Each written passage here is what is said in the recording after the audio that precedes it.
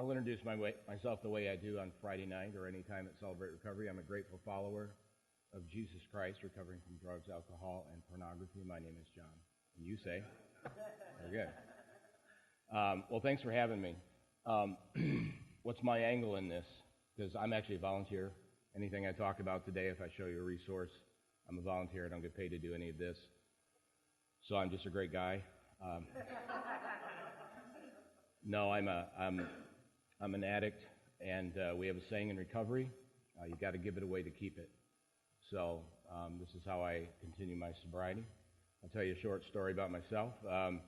I got involved in Celebrate Recovery about 8 years ago. Prior to that, I did about 7 years in Alcoholics Anonymous. And so I'm coming up on, actually this Christmas Eve, God willing, 16 years of sobriety from drugs and alcohol. And I was attending a very, very large church over in Northville, Ward Presbyterian Church. You may have heard of it. And they were about 8 years ago starting up a Celebrate Recovery program. They were looking for people with 12-step experience to get involved. I watched ads come through the bulletin, church bulletin, for about 3 or 4 months. My wife was involved in the church and came home and said, "Hey, I've heard about this great program, Celebrate Recovery. Maybe you should get involved in it." 2 reasons why I didn't get involved in the beginning. Number one, I thought that it would be Christ-centered, I'm sure, godly, but I just didn't think it would be good recovery. I thought it would be preaching, like in a setting like this, where we would just tell the addicts how to get better, and that was what we would do. That doesn't work. That's not recovery. That's church. Recovery is me telling my story and how I did it, and we ask people to relate to that and come along. I can't heal you, but I know the one who can. Come along with me, and we heal together. It's community, and I just did not think that a church could do something like that. I was involved in AA. I don't think AA is called a spiritual program. That's about as far as I would call it. It's good sobriety, but there's only so far you can go in terms of your spiritual life. I did not think Celebrate Recovery could take it to the next level. That was wrong.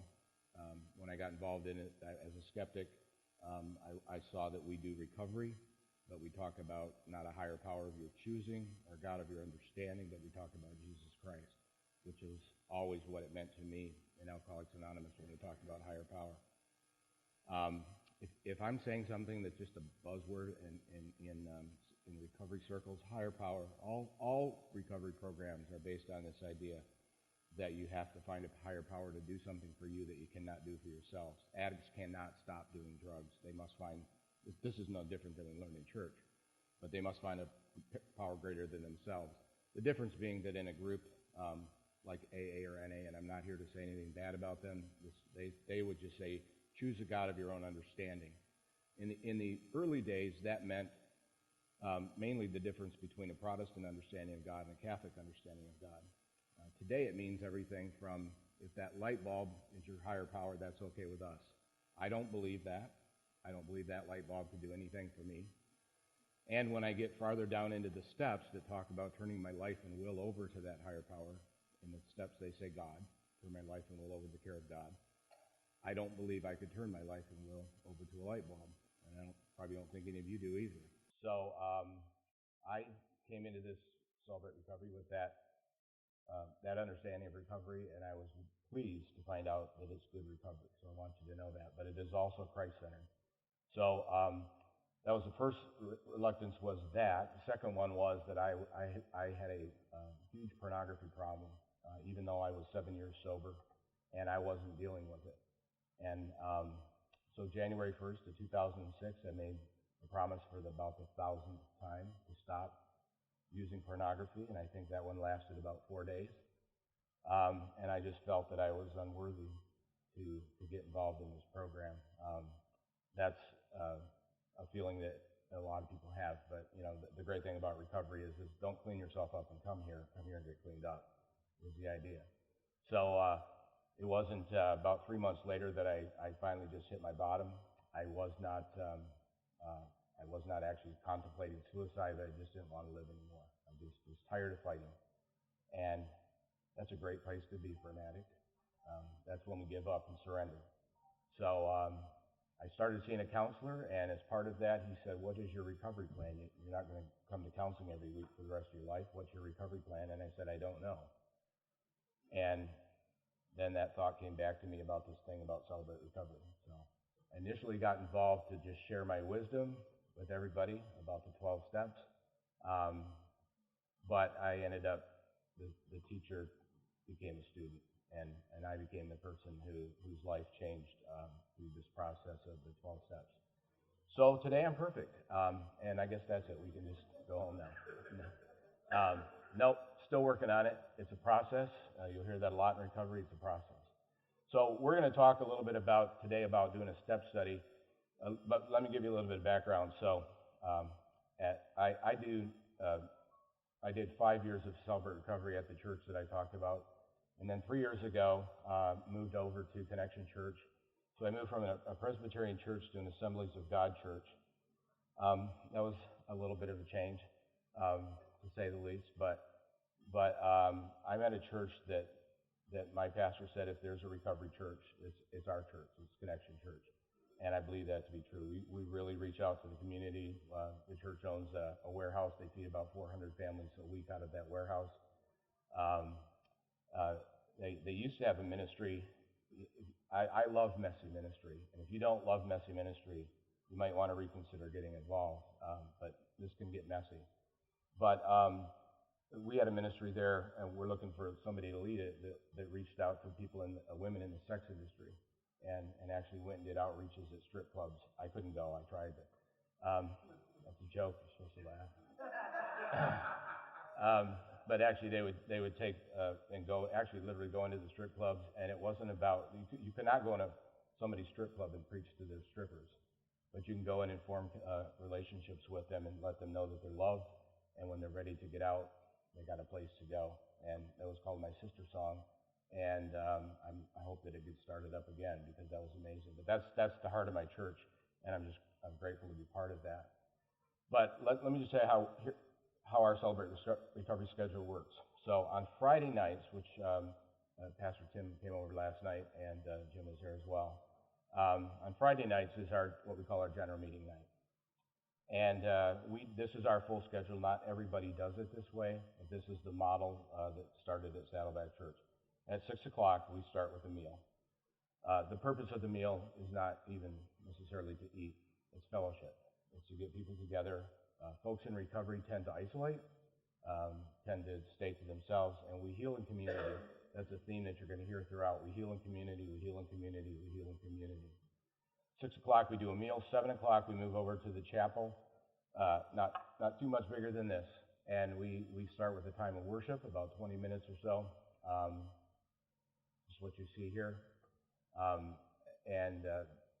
was skeptical of this when I came in, but worship is a great part of what we do. It's a huge difference between this and secular recovery groups, obviously. They don't do any time on music or worship.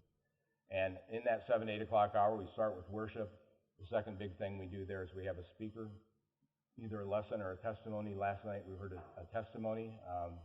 John Eklund was phenomenal. All the testimonies are phenomenal. Any testimony of life change is phenomenal. But we alternate. 1 week we do a testimony, next week we do a lesson. There are 25 lessons in the Leader's Guide. We go through them. To be called to Celebrate Recovery, you have to do those lessons. You have to use at least the acrostic and the scripture. Let me say something too, so I don't forget to say this later. I came from a King James only church. That was my background growing up. If you look through the materials here at Celebrate Recovery, you're going to see probably 4, 5, 6 different translations used in the materials. It's not a Bible study. So you will have some folks occasionally that hung up on the fact that it's this translation and that translation, and they want to go back to the Greek and everything. I urge you not to do that. It's not a Bible study. It's Christ-centered recovery, and those are biblical principles that we use to talk about the recovery issues that we talk about, but we're not going to do Bible studies here. We don't discourage people from Bible studies. It's a great place to do that at a Bible study, but we don't do it. We're a step study. We're a recovery group, so I just urge you not to get off on a tangent there. 7 o'clock to 8 o'clock, as I said, music and a speaker. 8 o'clock, we break off into small groups. all the groups in Celebrate Recovery are men-only or women-only groups. And there are good reasons for that. And the sharing is much deeper. I go to AA, I still go to at least one AA meeting a week on a pretty regular basis. Some of it is missional, but I still go there. They know my story. And I get, when it's appropriate, I get to talk about Jesus in a great way and credit him for my sobriety. Having said that, though, so 8 o'clock, we have these, in Connection Church, we have 7 different small groups, 4 for women, 3 for men. I'm just going to share them with you. There can be many more. These are just examples. Chemical dependency, 1 for men, 1 for women. We have a sexual integrity group for men. We have a 3rd group for men that we just call AAA, anger, anxiety, or anything. So it's kind of the wide open group. For women, we have a group called codependency and emotional healing. Again, kind of wide open, just allows everyone to come in if they're not sure what they struggle with. We have one for overeating and food addiction and overeating, and we have another one that we call survivors of abuse, which is a big group in our group, and is a non-traditional area of recovery. Telling you these things so just so you get a picture of what we do. So 8 o'clock to 9 o'clock, we do the small groups. We're going to talk about some of the things that we do in those small groups today. And then 9 o'clock, we go back for some more fellowship. So it's a big night. 4 hours if you come and do the whole thing. Not everybody does. We say come for as much or as little as you want to. We've had college students that could only make it for the fellowship afterwards. That's fine. As long as they can follow this anonymity and confidentiality requirement that we have. And anonymity means who you see here, who you see at a recovery meeting, and confidentiality is what you hear here. When you leave here, let it stay here. And so when you guys get up and going, if there's somebody in your group and somebody comes up to you and says, hey, is so-and-so in Celebrate Recovery, you could just say, I can't talk about who comes to Celebrate Recovery or not. They have a right to be anonymous. So that makes us a secret society like the Masons, right? No. What it does is it makes us safe. It makes it safe for people to come here. There are folks who will not show up if they believe that they're going to be outed. If they believe that they're going to be pointed to and talked at. I was one of them. When I first came to I was looking at Celebrate Recovery as a ministry. I went to a different church. There were about 15, there was an information table with like 15 pieces of information on there, one of them being pornography, addiction.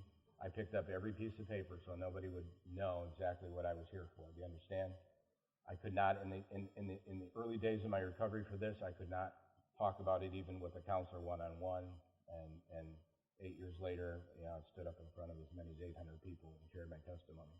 So, God makes changes. But there are people that will not come if they think that they're going to be outed.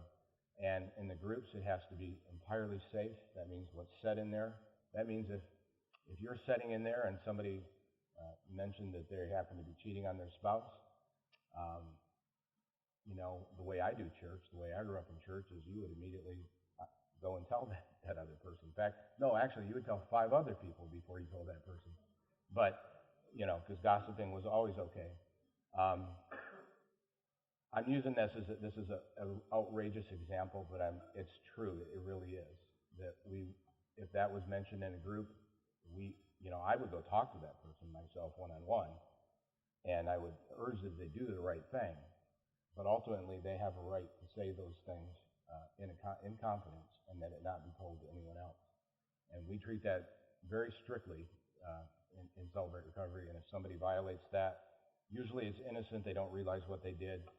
If they're repentant, I would give them a second chance.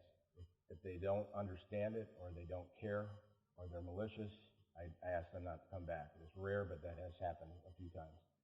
So I want you to know those things as we go forward. So that's Friday night, the general meeting night. But we also do step studies on a different night of the week on Monday. Now, not everybody who does Celebrate Recovery on Friday does step studies on Monday. We urge them to. We want them to.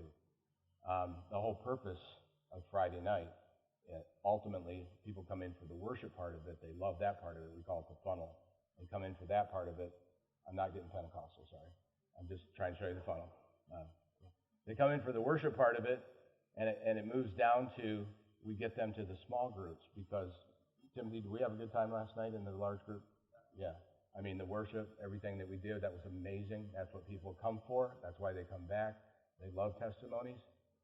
But ultimately, that's really not much different than church in terms of just sitting there and listening. Remember what we talked about, addicts, people in recovery, it needs to be more, they need to do some talking too. They need to admit the problem. That's a big deal. Whole point is to get them on Friday night to that small group, the open share groups that I just talked about, one of those 7 groups. And the whole purpose in there is not to preach to them. It's for them to talk, for them to talk about what's going on in their life. I don't know if you relate to this, but I say it all the time. The world is not dying for a lack of advice. There's all kinds of advice. There's all kinds of motivators and people out there, and books and self-help and all that stuff. It's everywhere. And our Bible is the best help of all. People aren't dying for a lack of that. There's plenty of that. They're dying because they keep secrets, because they have things bottled up inside of them, sometimes from childhood, sometimes from last week, but they bottle these things up inside of them. And we have a saying in recovery: you're only as sick as your secrets. We know why we keep them secret. We don't want people to know that stuff about us. So Celebrate Recovery just simply provides a safe place where people can let those things go and start talking about them. But we don't just talk about them. There's a whole process called the 12 steps that we don't just put them out there and say, oh, that's bad. We have a process for how we deal with them. And I'm not going to go through all of that today, but that's what I want you to understand. So Friday nights is general meeting night. Monday nights are step study. A lot happens in those open share groups on Friday night, but the really deeper healing, the real intense work comes in the step study. And so we're going to talk about step study today, but that's part of the startup for every single Celebrate Recovery group, is that their leaders, anybody can go through the step study, but their leaders, we require that they go through the step study. All of our leaders have to do that. So part of the startup is a step study for your leaders. And so initially, as the group gets going, if they end up doing it on 2 nights, some of you folks may be really busy, but I just encourage you to stick with it. It might be 2 nights to start with. When I started in recovery almost 16 years ago, one of the first things they told me was do 90 meetings in 90 days. I broke that rule really bad, but the point is that that's what we do. I'm the exception, remember? But really, people that are in recovery going to meetings 3 or 4 or 5, 6 times a week, whatever they need to do. Sometimes you see that with new believers going to church too, breaking the old habits. That's not a bit unusual. So to start up with, there's going to be a fair amount of work to be done, but the step study is awesome. And what I encourage you to do, if you're looking at going into leadership and you're looking at this step study for that, that's great. But I encourage you also to find your own personal healing, whatever that may be. It may be incredibly profound, and it may just be one little more thing that you need to work on in your life. That's awesome. We read something. Actually, Jim, I think we stole this from Kensington. Is the only requirement for membership is a desire to change. It saved my life probably in Alcoholics Anonymous. When I walked in, I thought I'm going to have to admit I'm an alcoholic, and I don't think I am. I'm just a problem drinker. I'm an exception, remember? I'll say that a few times today. And they read something there that first night. They said, the only requirement for membership is a desire to stop drinking. And I'm like, I qualify. I'm okay.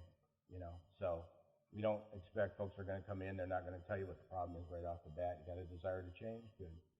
You're welcome here, as long as you're anonymous and confidential. Let me just give you a mental picture before we start this so you have a little bit of an understanding of what this would look like a little bit. And then, again, I'm going to say a lot of references today about AA. I still go to 1 meeting a week. I love the people in AA. I go out to eat with them every time I go out to a meeting. We go out to eat with friends of mine. A lot of great things have happened there. But I'm going to use this for illustrative purposes only, so I don't want anybody to think that I said anything bad about the Fellowship Alcoholics Anonymous. But I want to paint a picture for you. So when I go to an AA meeting, I go into a room, and it's usually smaller than maybe half the size of the church here, and there might be like 6 or 7 tables 8 tables in that room with as many as maybe 10 people sitting around the tables. It's men and women together. And there's a few things that are read preliminarily. You know, they read some stuff about what we're doing, and then they'll say something like, pick your table leaders wisely and have a good meeting. And then they leave it to us to go around in a circle and share with each other what's going on in our lives. I want to point out some differences. So, in Celebrate Recovery, we have leaders that lead every week. We have a leader and a co-leader for each group that we do, whether it's a step study or an open share group on Friday night. So we don't say that, pick your own leaders. Our leaders have already been picked. Not only have they been picked, they've been trained. They've been trained to do Celebrate Recovery a certain way. As we do very similar to AA, we do open share back and forth. But we read some guidelines, and we're going to talk about those in depth in a few moments. We read some guidelines, and we limit some things that may happen in other groups. So for an example, the person who leads the group in an AA meeting, there's no rules written down about this, but can comment upon everything that was shared by anybody that night. So usually if a new person comes in, it's their first meeting, they get kind of preached to. Everybody actually preaches to them. It's just, I don't know why it happens that way, it just does. Everybody says, this is what you need to do. You know, some people are really good about that. Some people are very gentle, and they just speak the truth in love, and some people are just downright jerks about it. And that's just because they're people, and that's just human nature. But what we've realized, and Celebrate Recovery does a great job of this, is we're not counselors here. We're just providing a place for people to come and share. In those small groups, there's no teaching. It's all about them people sharing and letting out what's going on in their life. So, if the person leading the group has 30 years of sobriety and has a gentle spirit, that can be a real nice night. But this has happened to me before. True example. Guy leads the group. He comments on everything that's shared. About the 5th or 6th person that shares, he says, "Oh, by the way, I had 3 years sobriety, but I relapsed, and I was out for another like a year or whatever, and now I'm back. I've been back for 5 weeks." And he's sitting there commenting on everything that everybody shared. And there was something I heard early on in recovery. You know, a guy like that ought to take the cotton out of his ears and put it in his mouth. He ought to be listening and not telling other people what to do. But that doesn't happen in any of our groups. But I just want you to know why some of these guidelines were instituted. They were instituted for these reasons, to stop these kind of abuses that go on. So listen, on this handout that you have in front of you called How to Lead a Step Study Group, I'm going to just, a lot of this I'm just going to bust through and just follow this. But this was a workshop that was held out at the summit the last couple of years, and put together by my good friends, and I'm just going to use their outline and go through that. So I kind of talked about in the beginning these 3 doors of ways to get into Celebrate Recovery: the large group that we talked about, the open share groups that happen from 8 o'clock to 9 o'clock, or the step study group. I'm not going to go through all of these issues here, but if step studies are just so good, why don't we just do all step studies? The main difference is that step studies are not necessarily newcomer friendly. We get to a certain point in the step study where a newcomer walking in that day, they're on step 1 and we're on step 7. They don't have anything to add for us, and we really don't. All we would have to do, we would have to stop what we're doing to go back to that. So step study is this: you're definitely going to work through these steps, and you're going to get to a point where folks are too far behind to catch up. And so that's the difference between that and what happens on Friday night in an open share group. Open share groups are newcomer friendly. People walk in, and doesn't matter what step they're on, we're doing open share. And so even if we're talking about, as a group, we just happen to be talking about step 10 that night, they can share what's going on in their life. It's an open share group on Friday night, very newcomer friendly. So that's the main difference, and that's one of the reasons we don't, it's not absolutely required, but we recommend that folks do not do their step studies on their general meeting night, so we don't do them on Friday. But some groups have had to do it that way. We certainly understand that, but that's just going to be the way it goes. I'm going to buzz through these fill-ins. and just going to, just kind of follow along. Because we'd love to spend more time just talking about the guidelines, and we're going to talk about those things in just a second. So just fill these in as we go along. Here's some differences, some things you need to know about why we do these on a different night of the week. Step studies require a 2-hour meeting.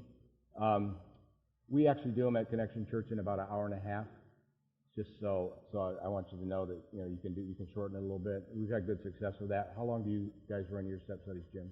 Hour and a half? Or? Okay. All right. Saddleback Church does 2-hour meetings. We do them in about an hour and a half. But the point of it is on Friday night from 8 o'clock to 9 o'clock, by the time you get out of the group, go get a cup of coffee. Some people smoke cigarettes, that kind of stuff.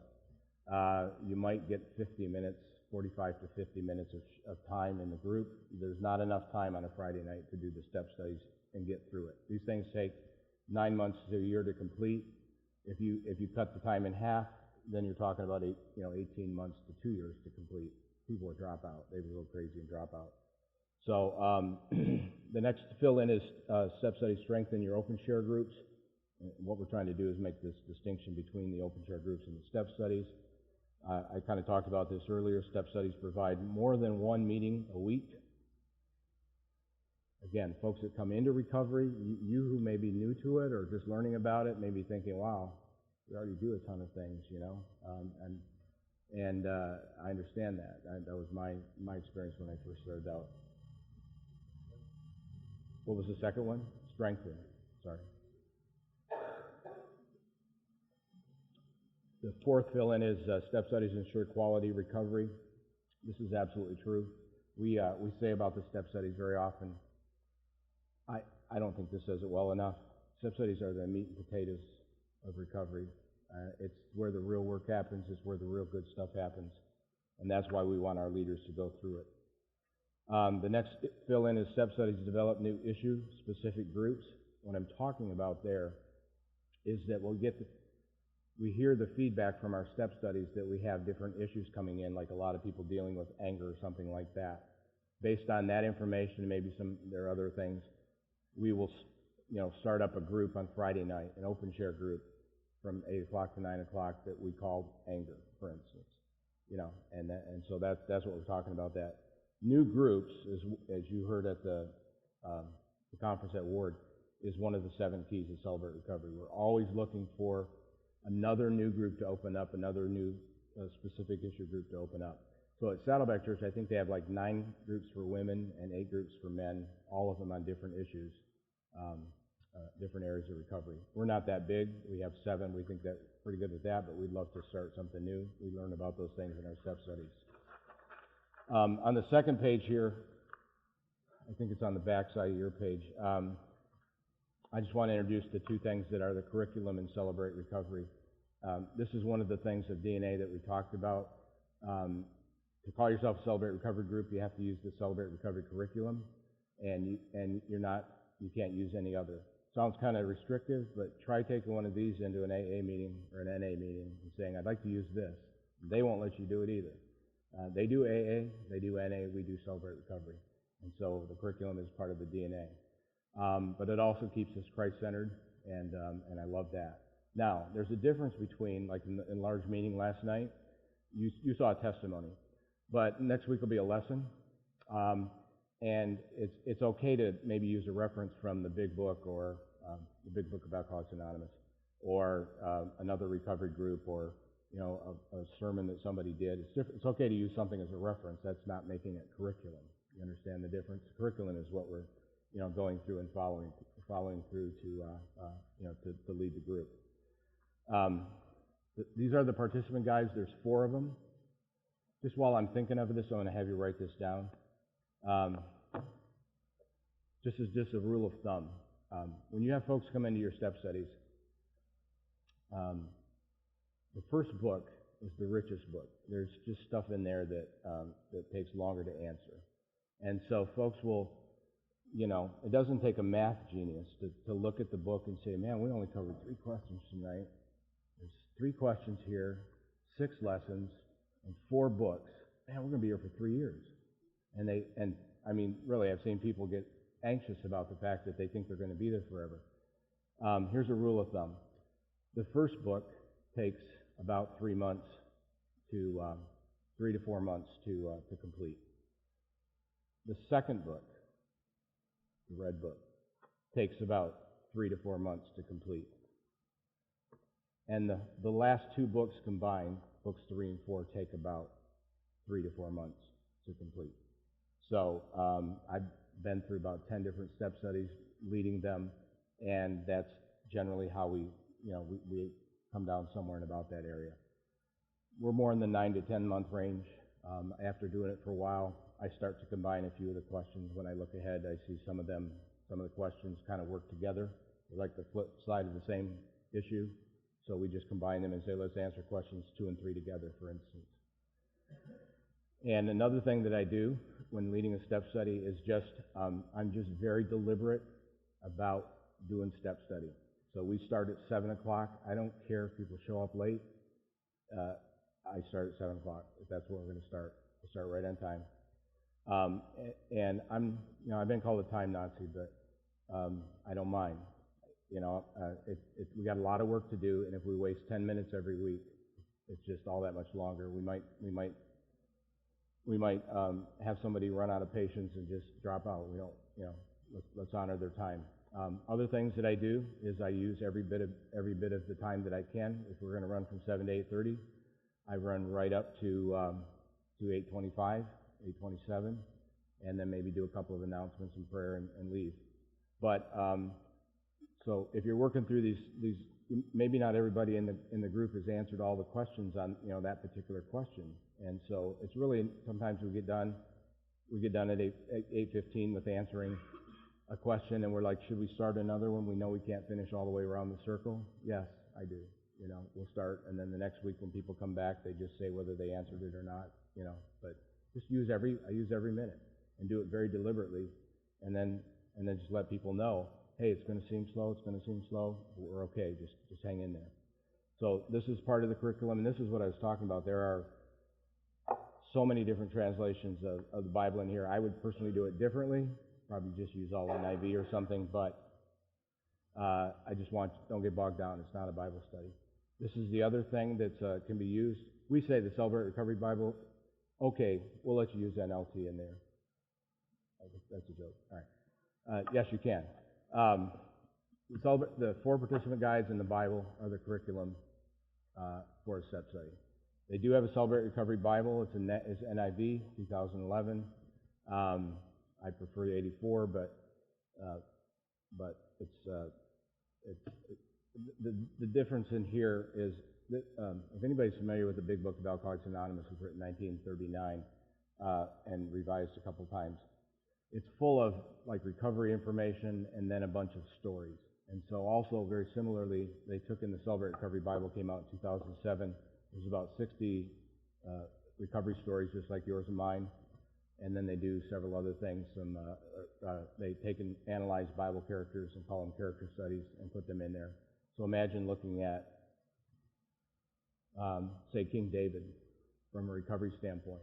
The man after God's own heart. Probably could have gone to Celebrate Recovery. Think about it. As Mac Owen, one of our national directors, likes to say, David was the kind of guy that his accountability partners wouldn't let him look at a computer unless they were in the room with him. The way David was sometimes. So I hope you get that. But the great thing to me about the Bible is not that it's full of perfect people. It's full of pretty flawed people like me, and God uses them to accomplish His purpose. So there's some great character studies in there, and actually all of the lessons that we do are interspersed here throughout the Bible as well. Again, I don't sell them. I don't make any money, so I'm just going to tell you. I personally came into it. We were using the Life Recovery Bible several years ago when we first started Celebrate Recovery. They came out with a CR Bible. I was skeptical again. And we looked at it, and it really fit perfectly with what we were doing. And let me just say that people buy the Celebrate Recovery Bible to read the character studies and to read the personal recovery stories, but they get into the Word. So we use it a lot throughout our. We actually sell these, at cost, so we end up losing money by the time we give a few of them away. but we just use them in our step studies because we find that we get people into the Word by using them. There's 31 devotionals in the back, and we use them, and we get people in by doing it that way. And that's ultimately the point, is to get them into reading the Word. So there's the curriculum. Let's just go real quickly through the leaders' roles and objectives. Again, we always have a leader and a co-leader in each group, and I just want to this will probably your first time starting off. It'll be like, well, who'll do it, and so I understand that. But down the road, this is really important. Picking good leaders. Step studies are. If you want to see who your leaders are 2 years from now, a year from now, look into your step studies today. And so they're so important that we just push step studies and talk about them. Every testimony that comes to Connection Church, I get to edit it before it goes up on the pulpit, and I make sure that they talk about the step study. They don't have to spend a paragraph. I just want them to say step study in there somewhere. We want people to know how important they are. So let's just buzz through these real quick. These are the leaders, but whoever the folks are here who end up being the leaders, these are very important things to know. Determine ahead of time your roles and areas of responsibility. What we're talking about here is, if somebody wants to lead the meeting every week and the other person is just there for backup just in case, work that out in advance. If you want to split it up, what I usually do is I lead one week, they lead the next week, and we just go back and forth. I want my co-leader to be able to do everything that I can do. Leaders should meet together 15 minutes prior to the group time to pray together. I'm going to tell you, I'm very deficient about this. 15 minutes before the step studies, I'm usually getting people books and doing things like that. But we have done this. We need to do better at this. This is good. I'm reading this again. But this is very good to talk about praying for the folks in your step study. The next fill-in is respect each other during the meeting. Do not undermine, compete, or interrupt each other. So respect and do not interrupt. This is very important that you have a unified front. Even if you disagree with something, unless it's completely outrageous, I've never had to interrupt a co-leader and stop them. Otherwise, we introduce conflict into a group that a lot of folks have come from chaos, and we've just reintroduced chaos in a place where there ought to be safety, which is not a good message to send. So the next question says fill-in says all conflict must be resolved before meeting together. If you and your co-leader have some conflict, talk about it. Don't go in and let it be evident in the step study. When leading a step study, be careful how many people you sponsor, if any. Let me explain that a little bit.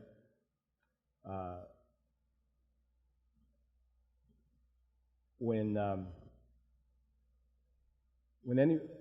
anybody comes into to recovery, we have different levels, like I talked about, the open chair groups, the step studies.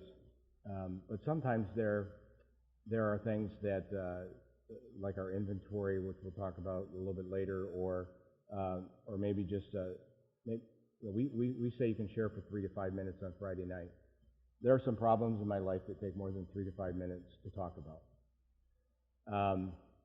and those are things that we encourage people to share with an accountability partner or a sponsor.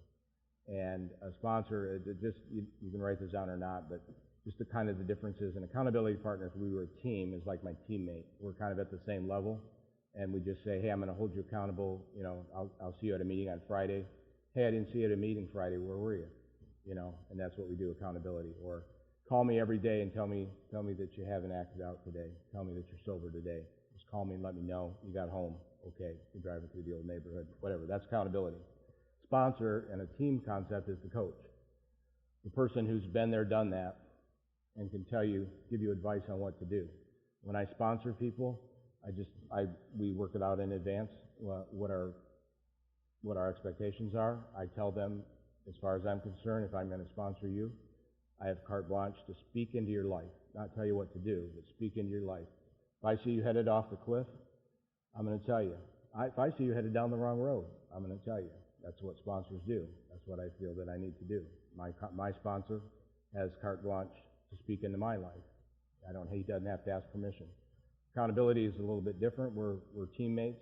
When I'm an accountability partner with somebody and I see them heading down the wrong road, I ask for permission to speak into their life. Hey, can I give you some advice? And if they say no, I don't speak into their life. Okay? And that's the difference. We're peers. And so I don't, I'm not his coach. I'm just a teammate. But you'll hear that come up a lot.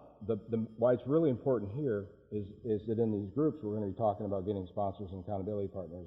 On the fourth and the fifth step in recovery, you have to share it one-on-one. You have to share some information one-on-one with another person. And so we're always talking from day one about finding out who that person's going to be.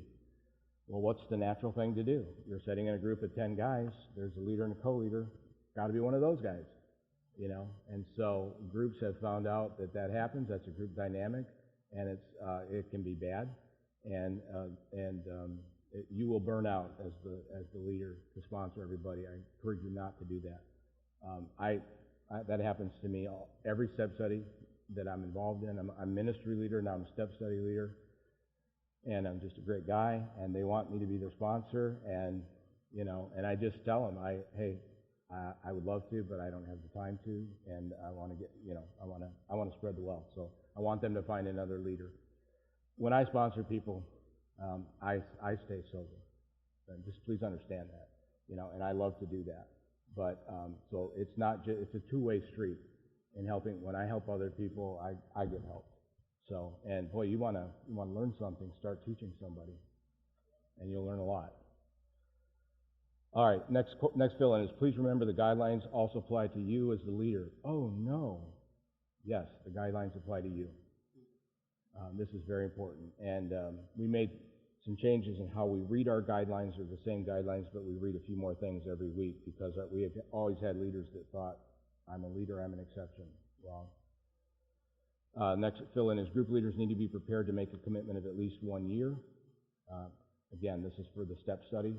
We have been very successful in doing it 9 months to 1 year. I'm even going to maybe experiment with a way to guarantee that they be done in 9 months, but I haven't done that yet. Take the opportunity in the step study to work on your own recovery.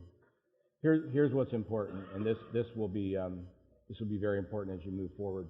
This is the format that we use for doing the step studies. Again, start the meeting on time. Welcome the group.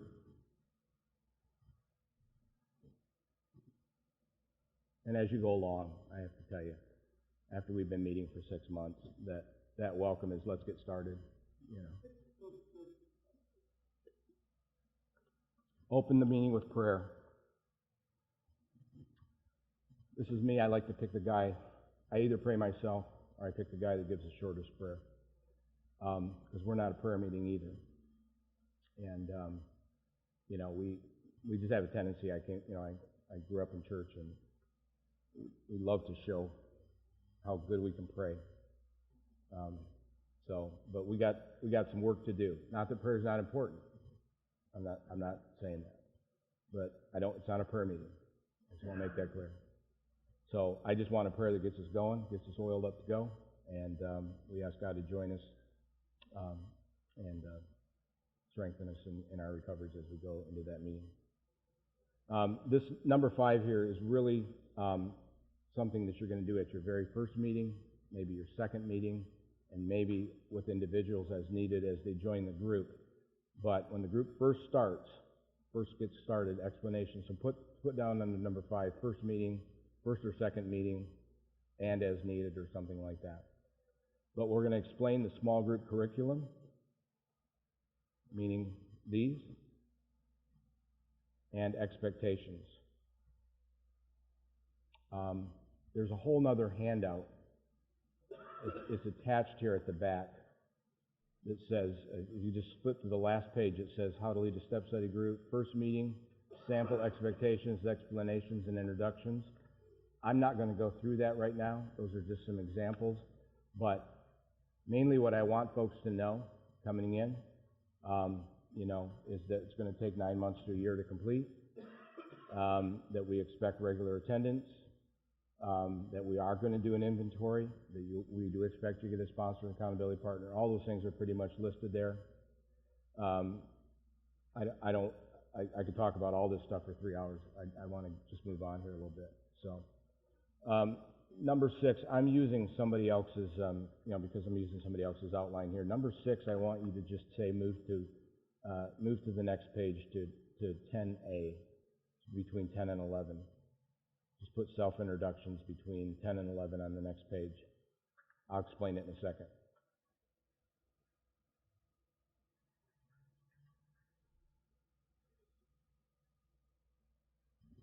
The first night, you're going to want to go around and introduce yourselves and explain a little bit more about what's going on. But after that, I'm just saying, the regular meeting, I'll explain it in a second. Number 7 is read the 8 recovery principles or related Christ-centered 12 steps. Those are in the book here, in the front of this. We just go around in a circle, and I read one and say pass. Next guy read one and say pass. I do want to make sure this is something too. I've been all the way through graduate school, and I just think everybody reads, right? They don't. And so I just want to make sure that you're sensitive to folks, that they understand if they don't want to read. I don't say if you can't read. I just say if you don't want to read, just say pass. So make sure that you're just sensitive to people. Number 8 is read the group guidelines. Let's not read them right now, but those are the guidelines that we read every week, because we're going to talk about them in extensively. Might you put an asterisk by number 8 and say in bold language somewhere, every week. Every week. Every small group that we do at Celebrate Recovery, we read the small group guidelines. I don't care if there's 2 people there and it's me and my co-leader, and we've known them 100 times. This has actually happened. And I'm the guy, because I'm the exception. I know those guidelines, and I know that we don't really need to read them between me and him. We just do it really to just remind ourselves that we never, ever not read the guidelines. There'll be a tendency to think that you can stop doing that, 8 or 10 months down the road. Don't ever do that. Number 9 is read a topic from the Celebrate Recovery Bible. And you can put parenthetically there that this is not something we do every week necessarily. There are groups that do. We are church. We come from a church. We want to spiritualize the things that we do. We have a tendency to do that. Let's read more from the Bible. I get it. I understand that. But what happens sometimes is that groups get bogged down in doing everything but the step study. And the whole purpose here is to work through these 12 steps for life change. And we encourage, more than any group I know, we encourage Bible reading. We encourage people to get the Celebrate Recovery Bible or another Bible. We encourage people to get into it, encourage things. But I just try not to overdo this, in the step study group. And so what we typically do is we read one of the devotions or maybe a character study or something like that every time we start a new lesson, something like that. If we're moving along, great. I can add some more things in. I just want to get people in the Word. Ultimately, what's more important is they take it home and read it themselves. But I'm just trying to get people in the Word. If we're running short on time, I might not even read that lesson, or not the lesson, but read the devotion as we go into the next lesson. I just kind of play it by ear, but I try not to add in a whole bunch of extra stuff. I'm sorry, on the very front there too, because I actually crossed it out here on my page, number 4 where it said worship is optional. You see that? I would advise you to put very optional, like almost never. I've been doing Celebrate Recovery for 8 years, been through a lot of step studies, because I'm a guy, I never get to go to the women's step studies, but this has been an issue where, well, let's play 3 songs on the CD player before we start tonight, the step study. And then 14 months later, when my group is done and I've started a new one, and that women's step study is 2/3 done. Okay, it's not women, it's just that particular woman. You getting it, though? You understand what I'm saying? So, seriously, we had a women's group that took 22 months to complete a step study, and with a high dropout rate. You know, it became a birds of a feather issue at the end. Only those that could really last that long, you know, made it. And the point is to work the steps. All these other things are great. We really want to point them to doing them in their own life and doing them all the time. But you can bog the step study down and doing everything but the steps. Sometimes maybe there's an avoidance there that gets us to do that. So I never do it in the men's groups. For one, you know, I love worship. I do. We do great worship on Friday night.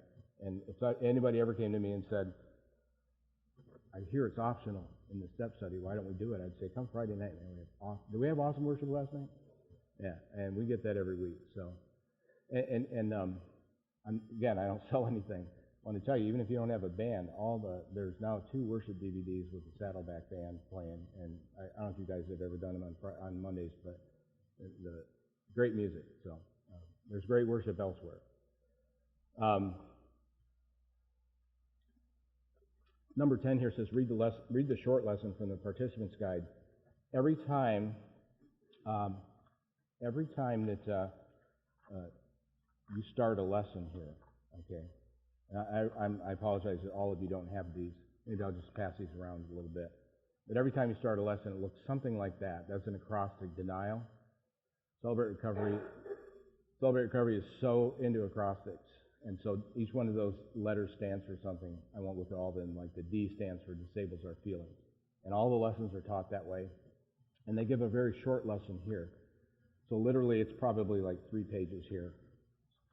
2.5 pages. This, that, and that. That's the lesson. It takes about 5 minutes to read, maybe. And we go around again. We start reading it, go around in a circle. Pass these out. Don't spend too much. Don't get bogged down doing this if you've got other things you need to listen to here. But please, just get an idea what the curriculum looks like. But but we don't read that lesson every week. So in other words, if we read denial, we read the short part of the lesson. We only got through 3 questions today, for instance. We come back in the next week. We don't reread that lesson. We just start right into the questions and go. All right. I think it says that here. Yeah, it only needs to be read once. So the next fill-in, 10A, self-introductions. I'm going to tell you how we do it. I'm going to suggest you do it this way. This is not DNA. You can do it any way you want to, but this is what I suggest. What we do is anytime if we come into the step study and we're doing a reading, that's the first thing that we're going to do. Like read a short lesson or something like that. I found it very disruptive if we're going in a circle and a guy says, hey, goes through his introduction, I'm a grateful follower of Jesus Christ, recovering drugs, alcohol, pornography, my name is John, and then reads the verse and the question. The next guy introduces himself. So we never do the introductions during the readings, but when we get to the questions and we're answering the questions, the first time we answer a question that week, we introduce ourselves, just like I just did earlier. First time. And then you don't have to introduce yourself before every question. Introduce yourself one time to the group, and this comes up. We've been going for 9 months. We all know each other. We know each other better than we want to know each other sometimes. Somebody says, do I have to introduce myself still? Yeah. I mean, how could you ever? It's what we do in recovery. That's how you introduce yourself. So we can talk more about introductions later, but yeah, we always introduce ourselves once, and I just say, our group does it. We do it as part of the question. And so if we're reading, it doesn't interrupt the reading. And then they just introduce themselves, answer the question, and there we go. So here's the way the step study works in case this isn't entirely clear. In those guides that you have right there, you'll all have one. And you'll take, before the meeting, sometime during the week, you'll go home and you'll fill in the answers to those questions at home. And then you'll come in the next week and you'll read that short lesson in the book, which will take about 5 minutes, and then you'll spend the rest of the time. So what we're trying to do, we're trying to spend, if we're there for an hour and a half, we're trying to spend an hour and 20 minutes, 20 plus minutes, just answering questions. That's what we want to do. That's where the real work is. So you'll come in and you'll share those questions with the group. All right. I encourage you to be transparent. It doesn't make sense to me necessarily, but James 5:16, confess your sins to each other, pray for each other, so that you may be healed. And I didn't fully understand that until even several years into recovery, when that just hit me that wasn't about confession, me to God. That was confession to others, and that there's power in a sense in outing yourself and telling your stuff. Accountability, and but there's healing, and I don't understand it entirely. I'm just going to tell you that it works. So I encourage you with each other to be open and be honest, be transparent. But there are sometimes things that are best kept for that sponsor relationship. Again, it could be anything from something too deep and dark to talk about in the group to I don't know. Sometimes my wife just befuddles me, and she's right, I'm wrong, but it just befuddles me, and it just takes me half an hour to talk about that with my sponsor and get it out, and then go home and say I'm sorry. But I'm just saying that's not what I don't want to. I can't spend 30 minutes in open share group, and I can't spend 30 minutes in the step study talking about that. So there are just times that there are other things other places to do that. In the meeting, thank the members for sharing. Assign questions for next week. What I mean by that is not literally you're going to do questions 3, 4, and 5, but say looks like we're going to get through. So I usually tell them a couple in advance. Make sure you're at least up to this point with your questions answered. Assign group-related tasks. That could be anything for if you're going to do a phone list for the group, or you're going to have somebody bring coffee next week, or whatever you want to do. Just assign them at the end. And continue to encourage accountability teams and sponsors. And did you have a question? Oh, and participants share their answers. I'm sorry. Put an asterisk on number 13 by prayer request. We don't turn this into a prayer meeting. There's a reason why we don't do it verbally here. We do prayer requests at our group. We have a prayer request box on Friday night. We have a prayer team that meets on Sunday to pray over all those requests and pray for the other needs of the ministry, pray for our pastor and our staff and everything. It's an awesome deal that we have a prayer team. But we just encourage folks on Friday night and encourage people in step studies to fill out a prayer request and put it in the prayer request box and have it prayed over that way. Other ways that have been done, we do this more in our leaders meeting. We exchange prayer requests. In other words, everybody takes a prayer request, writes something down, puts it in the middle of the table, and if you put one in, you take it out. You pray for that person for the next week or so. You could do that in a step study if you wanted to.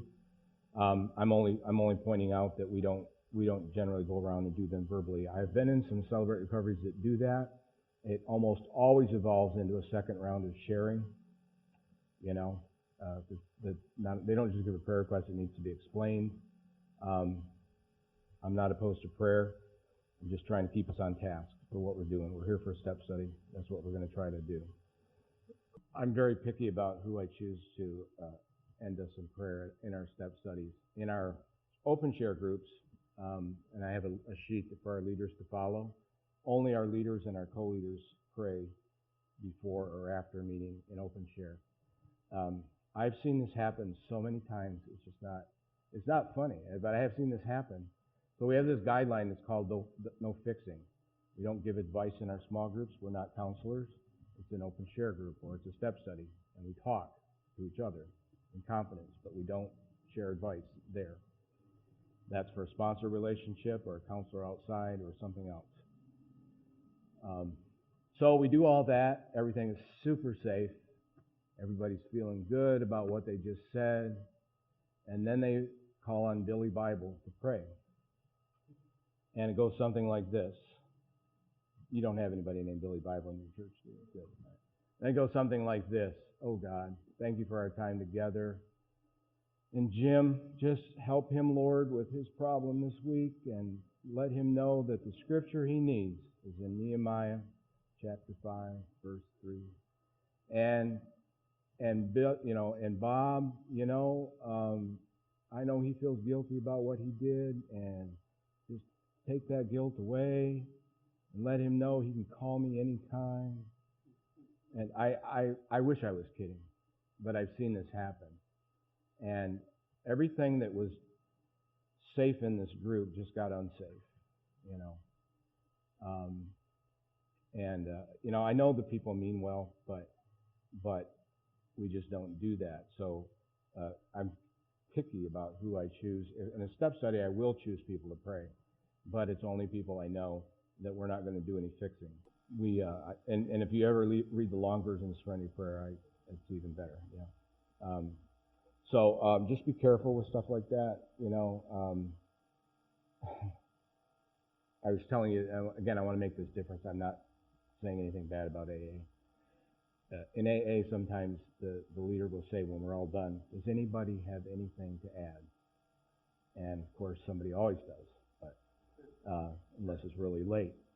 But I was at a Christ-centered recovery group one time, and the leader did a fairly decent job. It wasn't Celebrate Recovery, but he did a fairly decent job of following some guidelines similar to this, and then he added that at the end. Does anybody have anything to add? And there was only one guy sitting there. Billy Bible was sitting there with his Bible in front of him, and he fixed us all. He literally went around to each one of us and gave us our advice for the week. And I don't know, I'm sure he meant well, but if I was new to recovery, I wouldn't go back. I wouldn't. I just wouldn't. There's actually a workshop at the Celebrate Recovery Summit that talks about this. The summit is a 3-day training at Saddleback Church, and usually held in August. And they actually have two now. There's one in the East Coast and one in the West Coast. 3 days of training, and it's what you did. The 7 keys. They do them over the course of 3 days and put a bunch of stuff in between them. Great worship, great testimonies. Have you seen any of the testimonies on video? There are, I think, 6 DVDs with about 30 or so testimonies. They tape, that's not the word anymore, but they video them at the summit in front of about 3,000 people and put them out. And so, remember I was talking about on Friday nights you have lesson, testimony. Well, when you start off, you're not going to have a lot of Celebrate Recovery testimonies because your folks haven't been through the step study yet. It would be difficult for them to say how Celebrate Recovery has helped to change their life, and they've only been on it for 3 months. So when you start off, you'll be tapping into Jim's church, my church, the network of groups here in the Detroit area. We work together very well, and like I said, you got to give away to keep it, so folks are more than willing to come and do some service work and tell what God's doing in their life. So conceivably, you could go without ever having to do anything but a live testimony, but I say the video testimonies are excellent. Yeah, so we still show probably 2 a year or so at our church, and we could do a live every week, but they're just good. What you have in front of you here is what's called first the long form of the guidelines, and the long form just means everything in bold there is the guideline that we read, and then the stuff that's not in bold is explanation of that. We don't read the long form generally as groups go into their small groups on Friday night. We don't generally read the long form of the guidelines. We read the short version, the stuff that's in bold. In the step study, we again read the short version, but I also have groups sometimes that are small. Maybe there's only 3 or 4 people in there, and if there's somebody new, I suggest that they read this long form to take up a little bit more time, because they're going to get out early. Let me make another explanation. Let me set the table here again. So Friday night, we just got out of worship, out of the chapel, men and women all together, all different areas of recovery. We leave, take about a 10-minute break. Folks go get a cup of coffee. Folks go out and smoke a cigarette, that kind of stuff. And then they all come back to their small groups, 7 different rooms spread out around the church, hopefully soundproof. and so folks can speak in confidence. And now, I know, Jim, you guys do a little bit different. You're in a big room with different tables, but they're all men in one room and all women in a different room, right? So still that issue of, it's not bleeding out into the rest of the church. So they go into these rooms, and almost the first thing that we do, we open the group in prayer, and we read the guidelines every week, every time. That's in the small groups on Friday night. The step study, again, the same guidelines apply. So if you learn them here, this will just apply to what you do when you start up your general meeting night. For time purposes, I'm just going to read them. 1, keep your sharing focused on your own thoughts and feelings. Please limit your sharing to 3 to 5 minutes. This is something that we've added. We will use a timer to ensure everyone has an opportunity to share, and our goal is to finish by 9 o'clock. Let me just keep reading. There's no crosstalk, please. Crosstalk is when two or more people engage in a conversation while another person is sharing, including asking questions and making comments. Each person is free to express his feelings his or her feelings without interruptions. This also means this is something we've added. Cell phones will not be used during the meeting except to receive an emergency call or text. And we have people like with kids that want to keep their phone on if the daycare wants to get a hold of them or something. 3, we're here to support one another. We do not attempt to fix one another. Fixing includes making suggestions to another person during the meeting, such as offering advice, scripture verses, book referrals, or counselor referrals. However, you may share how these resources make a difference in your own recovery. Number 4, anonymity and confidentiality are basic requirements. What is shared in the group stays in the group. The only exception is when someone threatens to injure themselves or others. And 5, offensive language has no place in a Christ-centered recovery group. Let's go back and talk about these one by one, but before we do that, let me just tell you something real quick. The part that you see there in bold is actually a combination of the short and long guideline that we read in our group every week. We haven't changed the guidelines. We just added what we read, what portion of it we read every week. A lot of this stuff was put in there because I had leaders that thought that the guidelines didn't apply to them. Actually, we read a little preamble to this that says these guidelines apply to everybody in the group, including the leaders. So I shouldn't have to do that in a step study, but and I will share with you we have a notebook. Every one of our groups has a notebook of the stuff that they read. Really, somebody could, they need training, but somebody could pick it up and follow the format just off of the notebook. So the first one, keep your sharing focused on your own thoughts and feelings. Please limit your sharing to 3 to 5 minutes. Is the original guideline from Saddleback. We added the part about the timer, and we do use a timer. Let me just tell you that when I came into recovery, Celebrate Recovery, one of the first groups I attended was up in Flint, and they had a timer. I was used to going to AA, and there's not a timer. And I walked out and I said, I will never, ever have a timer in our group until I became the ministry leader. And we had groups that were getting out late. We try to make exceptions when people, sometimes if somebody's in crisis, they have to talk a little bit longer. We understand that. But we found that some groups were in crisis every week, and same people were in crisis every week. And why is it important that they get out at 9 o'clock? I mean, why? Because we're time Nazis? No, actually no. Because one of the 7 keys is fellowship. One of the 7 keys that makes a successful Celebrate Recovery group is fellowship. In our group, we have a coffee time and snack time at 9 o'clock. And we just encourage people to get there and spend some time together. It's a great place to find a sponsor, accountability partner, and we encourage folks to do fellowship. And we want folks to share. We want those things to go on in the small group.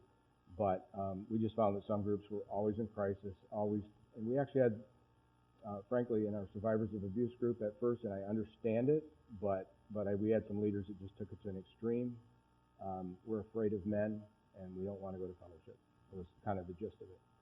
I get that. I do. I'm not mocking that at all. But kind of the point of recovering is to assimilate, back in so that we're all together. And because we're there, if you're there as a group with your sisters in recovery, we're there to we got each other's back. So, I just didn't want that victim fear thing all the time. So here's how is explained from Saddleback: not your spouses, boyfriends, or your family members' hurts and hang-ups. let's say, his habits and hang-ups, but your own. Focusing on yourself will benefit your recovery as well as the ones around you. Stick to I or me statements, not you or we statements. Limit your sharing to 3 to 5 minutes so that everyone has an opportunity to share and to ensure that one person does not dominate the group sharing time. And if we have occasionally crazy numbers, like I think they had about 20 people last night in the women's codependency group, they'll put a shorter time on the timer. But I just encourage them, if you start on time, don't waste any time, and figure out what you're going to need to do to make sure that we get out close to 9 o'clock so that we get into fellowship. This is very important, this part, I hear about the I or me statements, not you or we. Folks have there's two things that happen with with those I or me statements. One is that folks have a tendency not to own what's going on in their life, and so it's somebody else's fault. If my husband would just stop drinking, I would be happy. Until he stops drinking and they find out they're not happy. And so just things like that. So we just encourage, folks in terms of their own recovery, keep it in terms of I and me statements. But another problem that happens with these I and me statements is that people start to preach when they get into the you and them and those. And so, I will go, listen, I train my leaders not to be legalistic about these guidelines, but to use discernment and when to interrupt a group and when not to. And I'll give some examples later on of when it's a good time to interrupt. But if I saw somebody, say, for instance, just always saying, it can turn into a preaching thing. I've been in recovery for 30 years, and what we need to do is we all need to do this, and we all need to do that. We all need to get a sponsor. We all need to go to more meetings. We all need to get to know Jesus better. We all need to, that person's kind of preaching. And so I'm not going to interrupt the group at that moment and say stop, but I'll talk to the person afterwards. And, because interrupt the group, I've just introduced a whole bunch of conflict again. And I'll go talk with the person afterwards and just say, hey, I got to ask you to keep it in terms of your own experience, not what we, the group, needs to do or what, but keep it in terms of your own experience. Like I found that I really need to go to more meetings a week, and I found that I need to do this, and this happened to me, and that happened to me, and I need more Jesus in my life. You see the difference. But also, there's a lot to owning things if you just say, you ever take a Bible verse and put your name in it instead of reading it, generically. For God so loved John, that he gave his only begotten Son. That's awesome. So there's a lot of benefits, but the main thing is just to keep this, in terms of recovery is not me telling you what to do. It's me telling you my story. 2, this is the thing about the crosstalk, and what we read every week, we put in some of those things about what crosstalk is. Crosstalk is also making distracting comments or questions while someone is sharing, speaking to another member of the group, while someone is sharing or responding to what someone has shared during his time of sharing. Additional types of crosstalk would be handing a tissue or tissue box to someone who is crying during their time of sharing. This interrupts feelings. Remember, there is healing in tears. This is an interesting one. 2 years ago at this summit, the 3-day training, they started talking about the difference between, they found that some groups were getting very legalistic about these guidelines. And so this is one of the things that they brought up, this issue of a tissue box, and whether or not this was part of the DNA that every group had to do or not. And this has been what they call a best practice. So this is up to your group whether you decide to teach this or not. I encourage you to teach what's here. That's what we teach our group. Now, we don't chop anybody's hand off if they do hand somebody a tissue box, but I've seen this very same thing happen right here. And what we have a tendency to do is, I don't know if any of you had this experience. When I was a kid, if I got upset about something and I started to cry, my father would say, you better stop crying. I'll give you something to cry about. You ever hear that? And especially as guys, we were sometimes shamed if we had tears. We're not supposed to cry, we're guys. And What's wrong with crying? Especially if you're hurting so bad that you have to cry.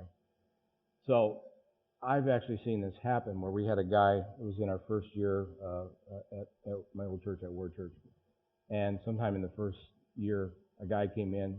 He's the least likely guy to cry until you get to know him. He's about 6'4", 280 pounds, big guy. He's not really a rough and tumble guy, but just you wouldn't expect him to. And he starts talking about his mother passed away and some other things had happened, and he starts crying. And everybody broke the guideline, it seemed, in the group. A guy handed him the tissue box. Another guy says, "Would you like to pass?" And then the guy patted him on the back and said, "It's okay, Jim, it's all right." What do you think he did? Stop crying, shut down, stop talking. And I just saw it graphically happen in front of me. I encourage you to teach that. Now, I'm not going to stop the group and make a bigger deal out of this if it happens, but we just encourage people not to do that. And that's why reading these long forms in your groups from time to time when you get into the open share groups is not a bad idea. Unfortunately, where we're at sometimes, and Jim's probably at this too, we have group sizes that are so big we don't have time to read the long form. So we see these things get violated, like the tissue box thing. But the point of crosstalk is no interruptions. Don't interrupt another person when they're sharing. It's everything from a guy will say something like, I was born and raised in New York City, and somebody will say, which borough was it? And like, we're not having that conversation now. And so our leaders are just trained. That is an example of where we don't create a scene, but we just say, no crosstalk, please.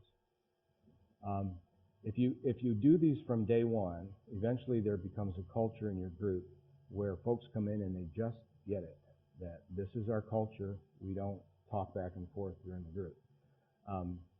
But it just doesn't interrupt people when they're sharing, and that's very important. So are there any questions about crosstalk?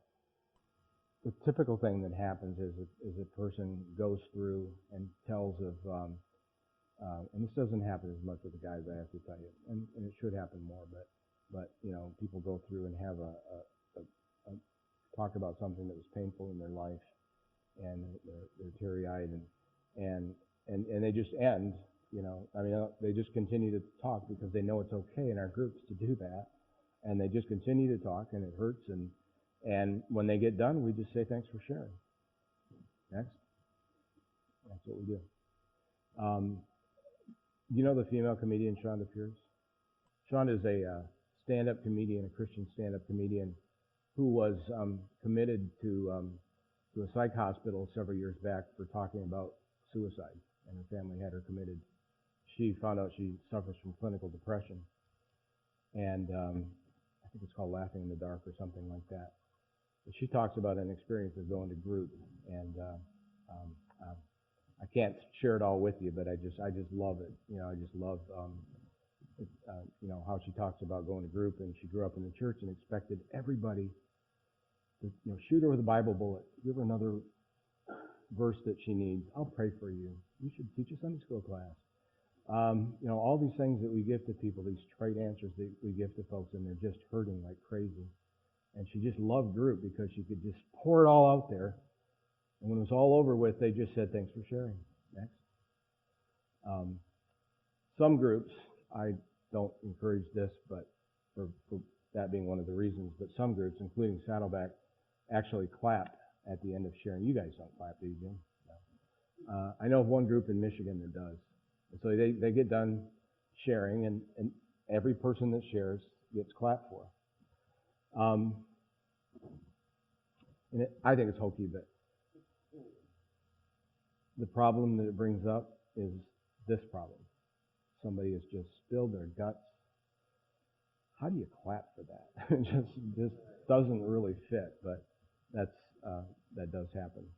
So we don't clap. We just say thanks for sharing, and that's all we do. I was visiting a group one time, and I never interrupt. I'm a state rep. I'm there to certify that their group is following these guidelines, and I never interrupt a group, even if I see the most awful interpretation of these guidelines. But what I've even seeing people do, and this is more getting into the next issue of fixing, is that somebody will get done and they're hurting, and the leader would say to that person, start giving them a little advice, some try, keep coming back, it'll get better, I know there's a tendency to do that, unless you're going to do that with everybody, I don't think you're going to. Just let it go. It's okay. You don't have to talk back to anyone and say anything like that. Just understand, that's not being mean. Because you can go up to them after the meeting, put your arm around them and say, man, thanks for sharing that today. That was awesome. And if you have a similar experience, you want to talk to them afterwards, if it's appropriate, that's outside the group. But in the group, we just don't want people to feel like they're being judged or well, you said something better to him than you said to me, or any of that. We don't have to get any of that stuff. There just is no feedback in the group. Between you and that person, if that person is willing to talk to you about it, that's okay. You sharing it with anybody else is not okay. Not only is it's the worst form of gossip to share about anything that happened in the group. It's the worst form. It's like reading somebody's diary because you violated a confidence and then sharing that violation with another person. I mean, it's just the worst type. And it happens rarely, and usually when it happens, it goes something more like this. Think of a good one. This is more on the anonymity part. So there's ladies doing a step study, and one lady, they only had one car, so her husband would come to pick her up after the step study. And she walked out with 4 ladies from down the hallway and came to meet him, and then she introduced all of her friends. Oh, this is my friend Jean Ellen. She's in my survivor abuse group on Friday night, and this is Patty. She's also in the survivors abuse group, and this is Kim, and she's in the codependency group. Meet my husband, and they were all like, I don't think you needed to share all that. True story. So the story ends well, though, because I go talk to her, and I take another woman leader in with me just a couple days later, and I just said, hey, I got to talk to you about this, and I explained what happened, and she knew exactly what happened, and she said, oh, I'm so sorry, I did not, she got it, okay. So she's repentant, and I said, but this is so important that it just can't happen again, so, because if it does, I might have to ask you not to come back. Now, she's repentant. She went and apologized to the women. I didn't require that, but she did, and that was good. But do you see what I'm saying? That's a mistake, and there was no maliciousness involved or anything like that. But I've had some that when I go and talk, I don't see what you're talking about. I don't know. Why is that wrong? I can't do anything with that. And safety of the group is utmost importance. I don't know if you want to write this down, but we have a saying that comes up from time to time. No one person's recovery, because we're like, well, that person's so messed up, we want them to stay around here and get better. No one person's recovery is greater than the safety of the group, is more important than the safety of the group. And we've had to do that a couple of times in a couple of areas. Talking about fixing. I'm going to read that one again because it's so important. We are here to support one another. We do not attempt to fix one another. Fixing includes making suggestions to another person during the meeting. Keywords during the meeting, such as offering advice, scripture verses, book referrals, or counsel referrals. However, you may share how these resources make a difference in your own recovery. This keeps us focused on our own issues. We do not give advice or solve someone's problems in our time of sharing. We are not licensed counselors, psychologists, or therapists, nor are the group members. Celebrate recovery groups are not designed for this. It is up to the participants to include outside counseling to the program if or when they are ready. Listen, folks come to church, and they expect from us that they're going to get judged. We're Christians, and now we're worse. We're Christians in recovery, and so they come in, and really they do. I see people expect that this is going to happen, and we just do not fix people or attempt to fix them in our Celebrate Recovery groups. And this is hard for some people to get through because we want to make exceptions here. We all want to make exceptions where we go along this year. So some of these were put in. Again, this is a longer version that we read every week in our group about the offering advice or scripture verses. What do you mean we can't offer scripture verses? We are the church, and we're at Celebrate Recovery, introducing them to Jesus, and we can't give them a Bible verse during our open share group? No, you can't. If they ask you for one afterwards, give them one. But here's the point I'm trying to make. You want to talk about how a verse is important to you in your recovery? Remember, it's not preaching, it's telling your story. Say it. This week, once again, James 5:16 hit me hard right between the eyes, and I realized I have to confess my sins to another person. This is what happened to me this week. But you telling another person, that's what you need to do. That's not what we do in those groups. So how are we going to fix them? Well, we're not going to. We do enough. We've got to look at the bigger picture here. We do enough in terms of what happens in the large group, in those testimonies, and in those lessons. That's where we do some of that teaching. We encourage people to get sponsors and have that one-on-one with somebody that can coach them. We encourage people to come to get involved in the church, to do those things. We encourage them to get involved in a step study where we try to introduce them again to the Bible. We just don't fix them in the small group on Friday nights or whatever nights you end up having that. Even in our step studies, we don't. Okay, so I hear this, from time to time too, because what if the person confesses that they're not a Christian and they're not sure and they're looking at it, considering it? Won't we interrupt the group and do something? No, we won't, but we will talk to them afterwards. Absolutely. There's nothing wrong with talking to somebody afterwards. Here's just all I say. Just do it recovery-wise, Pastor. Do it recovery-wise. And that is that we go up and ask them for an opportunity to speak into their life. You don't say, I got to tell you something. Let me tell you something. Let me fix you. And we just ask for the opportunity to speak into their life. I think if they, and this has happened in groups, where people have asked for help and somebody will talk to them afterwards, that's fine. That's not what we're talking about. Just during the group, people have a right to share what's going on in their life without any feedback. And we all ought to have a place like that. Maybe I learned this best with my wife. We've been married 31 years. And, man, she's been through a lot with me. But years ago, it was probably close to 10 years into the marriage, and she would come home, and she was having some issues at work with some folks, and she would start talking. And what do guys do?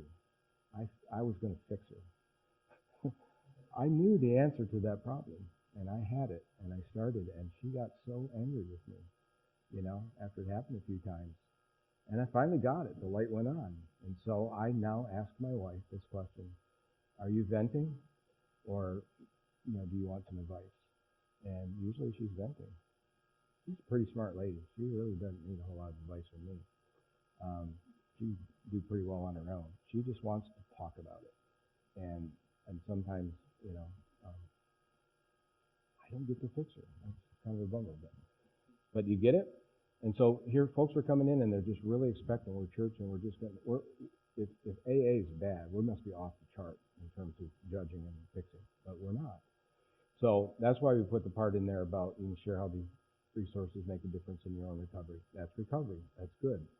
Now, do I see people using this to fix other people by just magically coming up with a verse that fixed their life? Yeah, but you know what? If they put it in terms of their own recovery, what am I going to do? As long as it's not just so blatantly and it's bad and it's happening all the time. Yeah, but I see it happen. Any questions about that one? Here, I'll give it and then I'll tell you one of the things that happened. So here's the way I train my leaders, because they're the only people I get to train. I can't train all the participants that come. But if I see a participant out of line, I can go check that out. Here's how I train my leaders.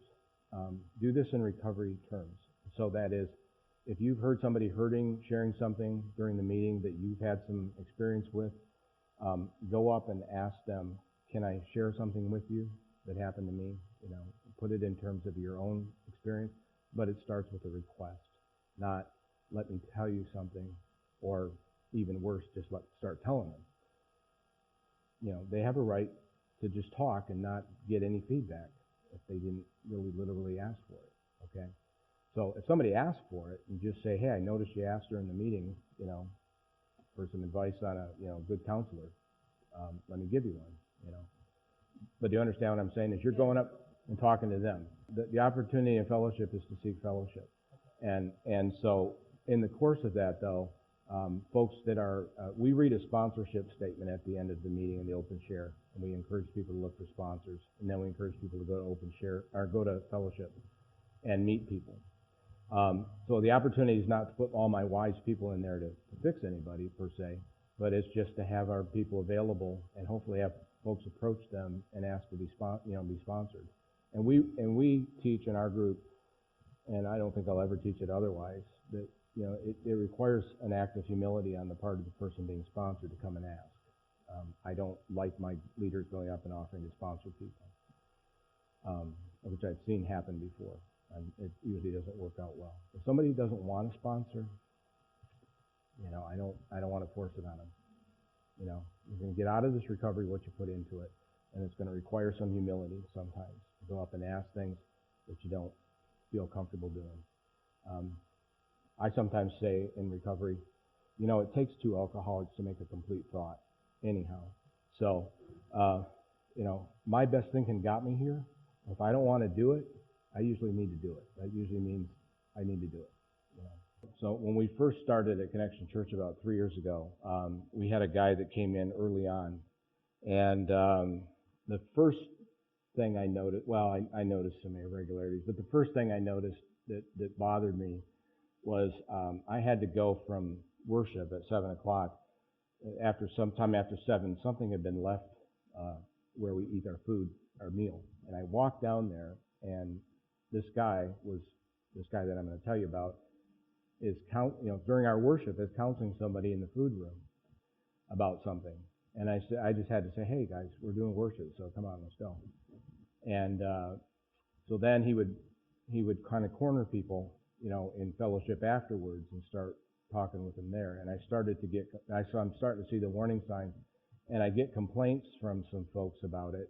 Some of my leaders were saying, this guy is just, badgering people to his way of, his interpretation of the scripture. It was a Billy Bible guy, okay? So, sorry. He's everywhere. It happened that he kind of made it easy for me by starting to give advice during the groups. And so I pulled him with 2 leaders, because I'm thinking this is really going to be bad. I pulled him in my office with 2 leaders, and I just said, because he had gone through some of the first steps that he would have, or started the first steps he didn't finish. And he had heard some of the training, and he knew better. He knew better than the average participant. And we talked about that. I said, there's no fixing during the groups. You can't do that. You got to stop giving feedback. And, basically his excuse was that these people need to hear his interpretation of Scripture. And I said, well, what I need from you is an absolute commitment to follow the guidelines, or I'm going to ask you not to come back. And he wouldn't give me that absolute commitment. And so I walked into the door. And then he said, you can't kick me out of here. It's a public place. And I said, no, it's not. It's a church. And you'll be trespassing if you stay here. And so that's the way that conversation went. And we haven't seen him since. Yeah. So you get those tough cases. Yeah. It's okay to go up to somebody and say, can I speak into your life? I mean, I don't say it quite that way, but I just try to, I ask permission. In a perfect world, it would be best if people asked advice, but they don't all, and that's all I'm saying. I mean, I'm trying to walk a balance here between the folks that are that intrude into other people's lives because they're codependent, frankly, and they're trying to fix people and not a lot of times just not deal with their own issues. If I can just fix everybody else, I won't have to deal with my own. I'm trying to walk a line between that and I don't talk to unless I'm talked to, So I know everything, and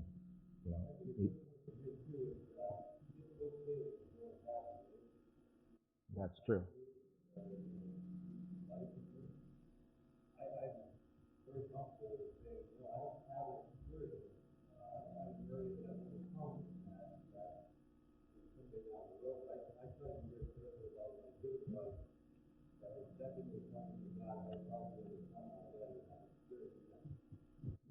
Exactly.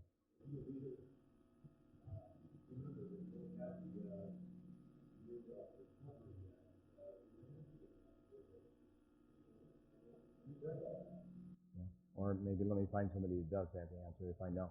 You know.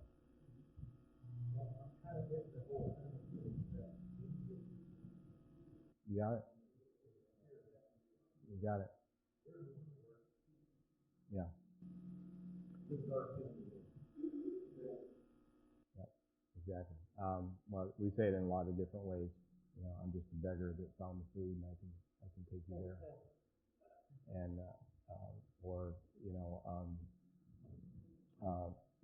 you know we say sometimes you know I think I said it earlier. I'm not the we can't heal you, but we know the guy that can. Um, and that's exactly right. And you know what? I mean, a lot of times I hear this. I just heard this recently. But, we don't believe God can do it, so we have to do it. You know what I'm saying? Um, I'm urging you to trust the process because what we're watching is people come in, and the healing isn't in us telling them what to do. It's not even in the worship. It's not even all those things work together. They just prepare them to walk into a room and spill it, just tell what's going on. Because I have a good friend Bruce in AA that says all the time, you can't work on a problem that you don't have, and what meaning that you deny and that you don't admit. And so half the problem, half the battle is just admitting the problem. And so we watch people walk in and do that.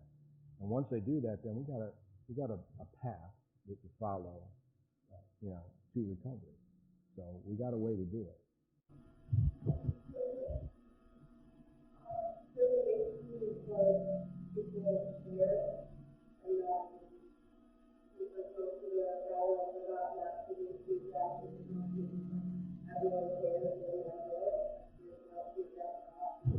Yes, yes. And I'm just going to ask you to believe that that works because it does. There are some holy moments that happen, trust me. The holiest moment of all to me is not when I share this wonderful advice that I have to give to people. Because all of our leaders share first in our groups. You know, they share first and start. We find that when our leaders share in the focus question that we offer folks, that's the way the group shares. The holy moment is when somebody says, either in open share group or in step study, I'm going to tell you something that I've never told anybody in my life. You know, there's a reason why they haven't told everybody in their life, and that's probably because they're walking around with incredible amounts of shame and guilt, and they haven't healed. You know, that little saying, time heals all wounds, is not accurate, unfortunately. Yeah, a lot of times it just makes scars. You know? And so I'll get to you in a second.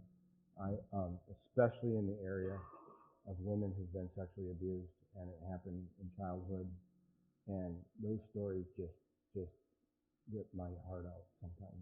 You know, when I hear those happen, and it doesn't come out for 20 or 30 years, and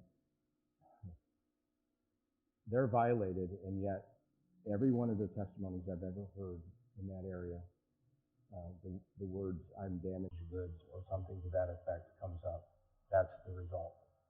And when I see that we have a safe place at Celebrate Recovery where people can talk about that, first in a small group, maybe eventually in a testimony, where a whole bunch of people can hear that story and say, I got to talk about what's happening to me too. And you know, when it was that summit in California in 2006, and there were 3,000 people there. I go out there, I'm starting to be a leader in Celebrate Recovery, but I'm not talking about the pornography issue in my life just yet. I'm talking about it with a counselor. And there's a guy named Bob Wood, who's now the ministry leader at a big Celebrate Recovery in Central Christian Church in Las Vegas. And he gets up in front of 3,000 people and talks about how, as a Celebrate Recovery leader, you know, he had been struggling with that issue and how he had to confess and come clean and work through the process. And I'm sitting in an audience of 3,000 people thinking he came there just to talk to me today. And just tears streaming down my cheeks, and we do something in Celebrate Recovery. They do it at the summit where you write something down on a piece of paper and go and nail it to the cross. And what a beautiful metaphor for how we should handle sin in our life, you know. And I waited probably in line for 45 minutes to go up and nail that on the cross. And I don't know that I would have done it without him saying it, you know. And I said, if he can do it in front of 3,000 people, I can surely tell a small group of men, you know, what's going on in my life. And that's the way recovery works. It really does. Any question?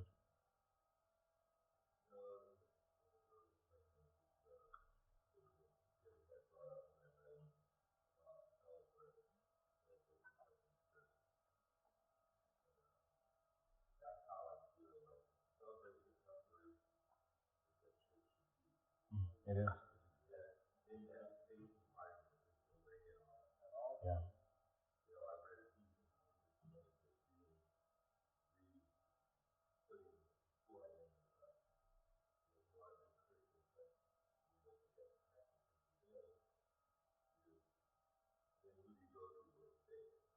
Yeah.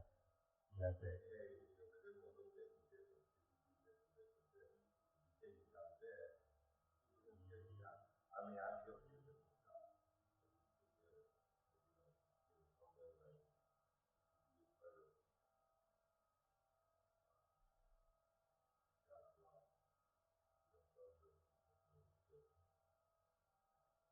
Yep.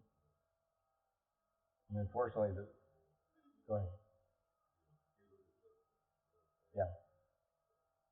And unfortunately, our churches have been, in a lot of cases, 180 degrees of this. You know, I mean, I grew up in my parents' generation was we don't talk about it. If we didn't talk about it, it didn't happen, right? And so that was our family structure. And my mom and dad came out of families like that. And so, like, we go to a family reunion, it's like, well, don't talk about it. Don't tell them we don't have any money. You know, just pretend we do. And you know, just stuff like that. But my goodness, not even worse. Even worse, don't talk about it at church.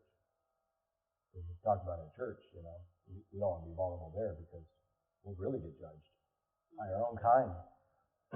You know, we Christians kill our wounded. We kill our wounded. You know, and no, this is the way it ought to be. Hey, let's move on. Anonymity and confidentiality are basic requirements which are in the group stays in the group. The only exception is when someone threatens to injure themselves or others.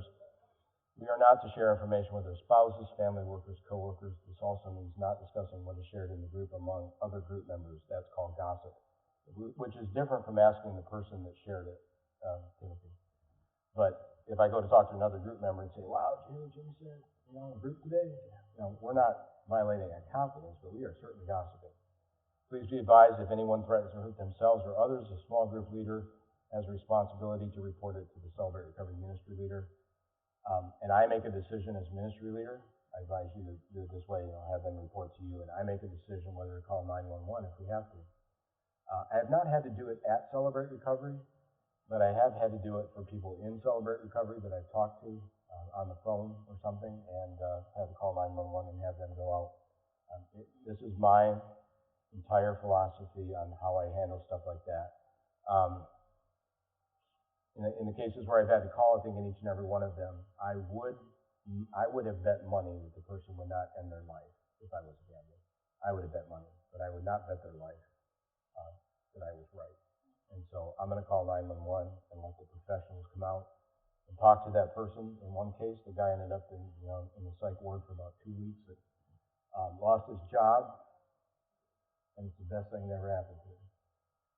Because he was missing meetings, he was missing his recovery meetings because of his job, and starting to spiral downward. And he was there last night. I didn't introduce you to him, but he's a great story of a guy that couldn't stay sober in the secular programs, and I ran into him about 6.5 years ago at an AA meeting, invited him to a step study, and he's now got 6.5 years of sobriety, a relationship with Jesus Christ.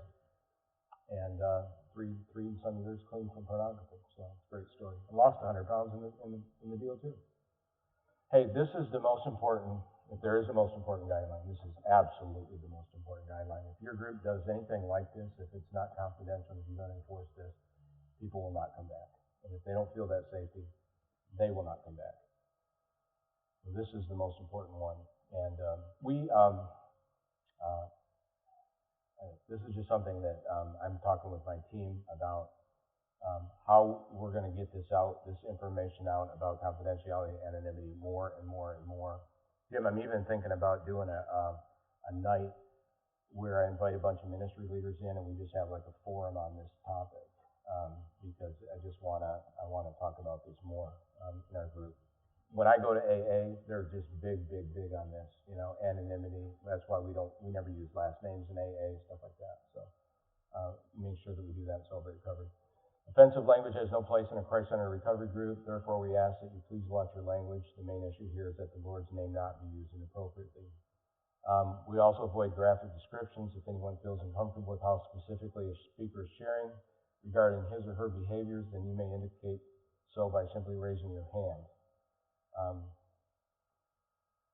The speaker will then respect your boundaries by being less specific in his or her descriptions. This will avoid potential triggers that could cause a person to act out. This happens. I happen to have led and attend on a regular basis a sexual integrity group, and our guys know that when somebody raises their hand, that the person sharing is being too graphic. I'm a graphic thinker. When you talk, I think what you're describing in my mind. So you can imagine in that group it can get a little out of hand. We ask that people not, generally speaking, not use names of like bars or places that they've. I'm talking to section integrity, like strip bars and things like that. Not use it. It just brings back, it triggers people's memories and thoughts about it. So people are able to raise their hand.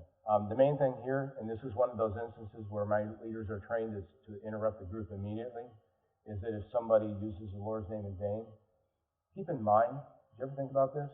That if I said to my group, and I'm talking to the group that came in on Friday night, 10 people there, hopefully some of them are non-believers that we can share Jesus with, and if I said don't use the Lord's name in vain, you understand half of my group probably would not even know what that means.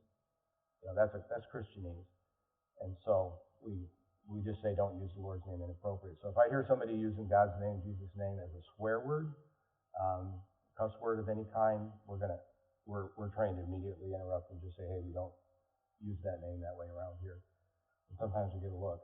But most of the time, okay, I'll make this comparison with AA again. When I go to AA, I feel like I'm going sometimes to a Navy bar, And the language is raw, and just F-bomb after F-bomb. And I'm not particularly offended by it, but there's a huge difference between that and our groups. This is the way I train my leaders. Timothy, it's up to you how you train yours. This is the way I train my leaders. If somebody drops an F-bomb, you do not interrupt them. There's a culture in our group that most people get. Eventually, they just go, oops, and that's good enough for me. If it happened 4 or 5 times, or the person just obviously doesn't understand the difference there, maybe they're new, whatever, then we would interrupt them if it gets out of hand. But the culture is, we just don't interrupt immediately, but I would go talk to the person afterwards if the language is a little on the rough side and say, hey, we just talk different around here.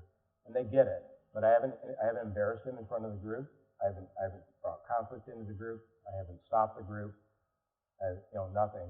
And I go talk to them afterwards. We're long-term here.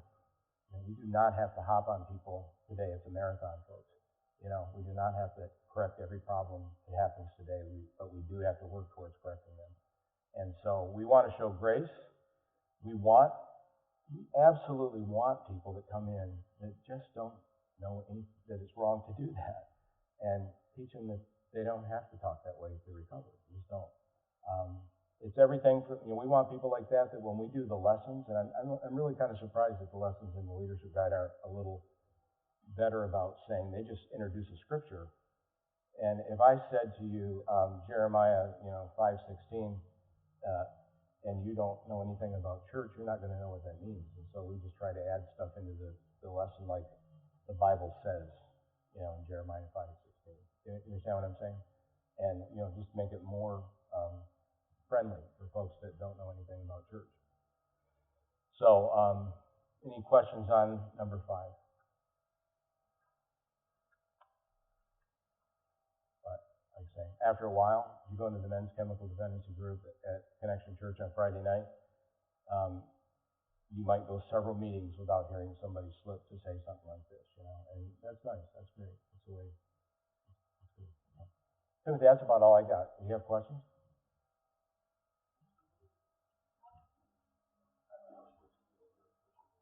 Oh, absolutely, for anything.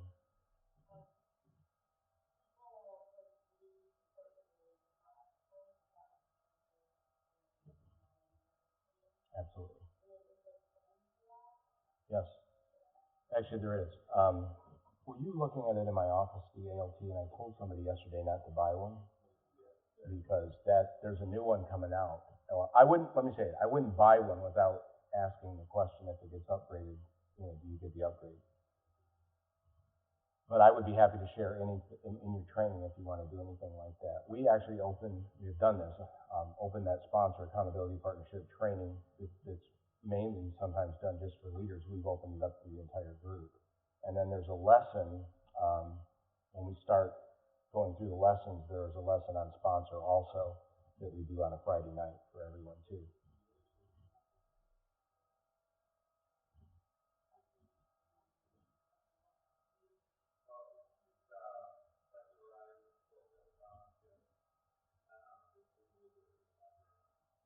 Yeah, there's plenty of resources. Yeah. Um, so, but I would love to read the book because I think our lessons sometimes. Hey, when I joined AA almost 16 years ago, and I think the third thing somebody said to me was you got to get a sponsor. So they talk about it like right off the bat. Now I think sometimes if you get a good sponsor in AA, great, because that's the only way you're going to work the steps there. They don't really have step studies. And if you get a good sponsor, and I had a good sponsor, that they can walk you through all that stuff. You get a bad sponsor, you might not have a very good program.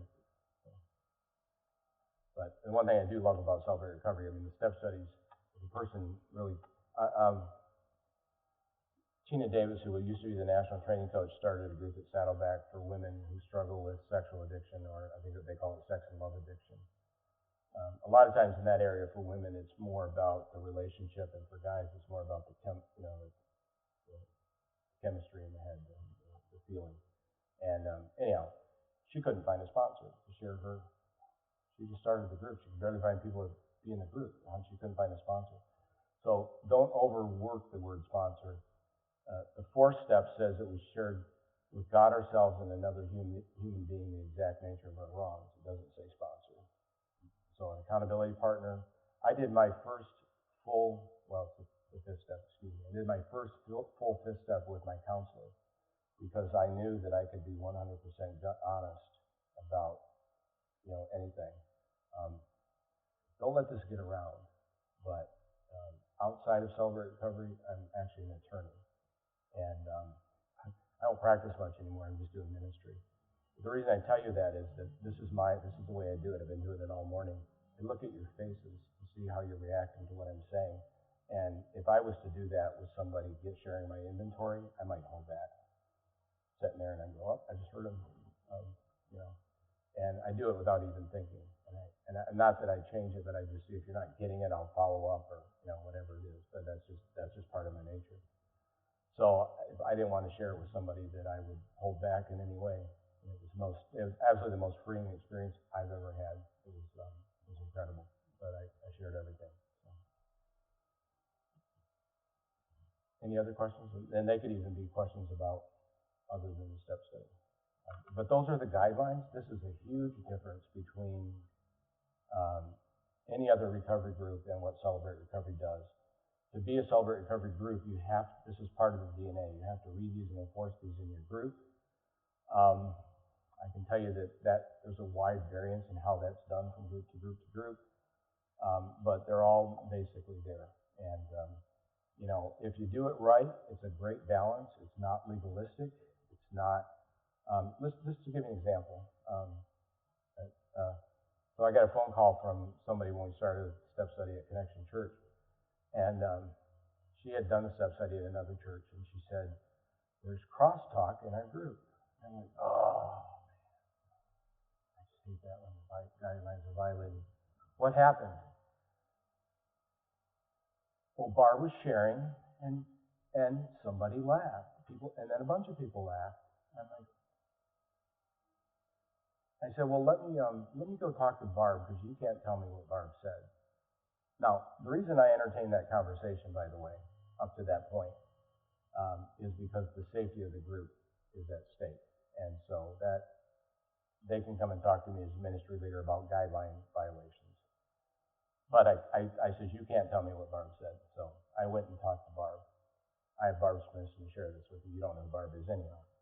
But I do, because it's such a great example. Barb's about 65 years old, and she's just your prototypical grandma, I think, you know. And I love Barb, and this is a great thing about Celebrate Recovery. She's one of my best leaders, and it's because, and she had no 12-step experience. It was all the training and the step study and everything. And she came to fix people and got fixed by God. So I went to Barb and asked her the question about it. I said, there's been a complaint that there was some crosstalk going on in the group, and it had something to do with something you shared. Will you share with me what happened so that I can get to the bottom of this? And she started laughing. And she said, yeah, I was just telling them that back in the day, about 30-some years ago, I was smoking pot. And you just got to imagine Barb, you know, little Barb smoking pot. No, I mean, I would have laughed too. And I said, oh my goodness. I said, well, were you offended that people laughed? And she goes, no, I laughed too. I thought it was funny. That's legalism. They laughed. It's crosstalk. Okay. Get it? We don't want a group like that. You know, I don't. What? I don't want that one person's interpretation of the guidelines in my group. You know, I want a group that's real, and you know, and so there's a balance.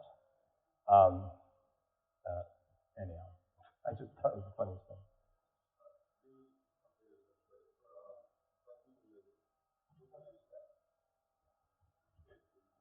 Well, your next step is to get going.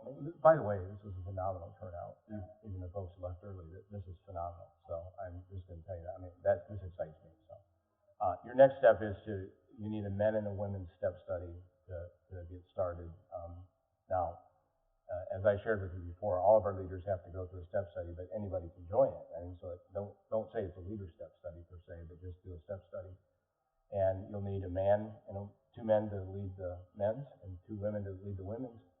And I'm assuming that no one here has ever done a step study. That's okay. 9 to 12 months, probably. And your first one, yeah, it should be okay there. Yeah. Right. Yeah. Well, I would start setting some dates. I mean, we try to do, and in most every instance we've ever done this, we do the men's step study and the women's step study on the same night, different rooms obviously. But if we do offer childcare, we have it available to both. If a man and a wife are coming, they can come together. We're not taking them away at different nights. So you need to find a night or nights and places, a place to do it. It does not have to be in the church. It could be. It needs to be in a place where you don't hear the noise bleeding over into the other person's group. You know, we have people admit things that talk about things that are very personal, and if they hear a woman's voice laughing in the background, they might think you must be able to hear me too. You know, so just that, and pick some dates, and give yourself a little bit of lead time. You know, maybe a few weeks to a month, and say this is when we're starting. This is when we're starting, and recruit people to go. And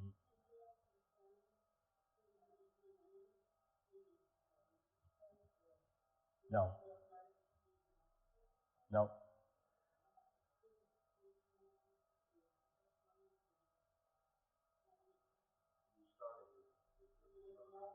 Yes. Yeah. Yep. Yeah, but I've given you more information than most people start with.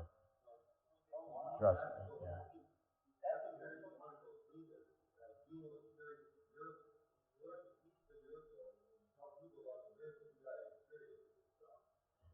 Well, we even require folks that have been through a 12-step program like AA, and they come in and they say, but I've done it.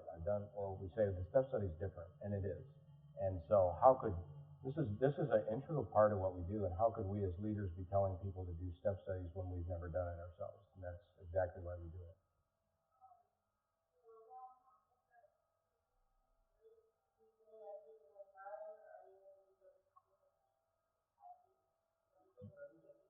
Open share groups, I think she's talking, like on Friday night.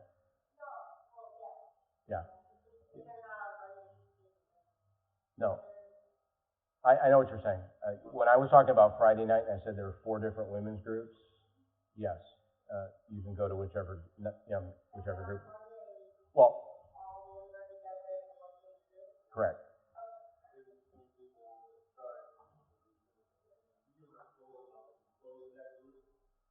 Yeah.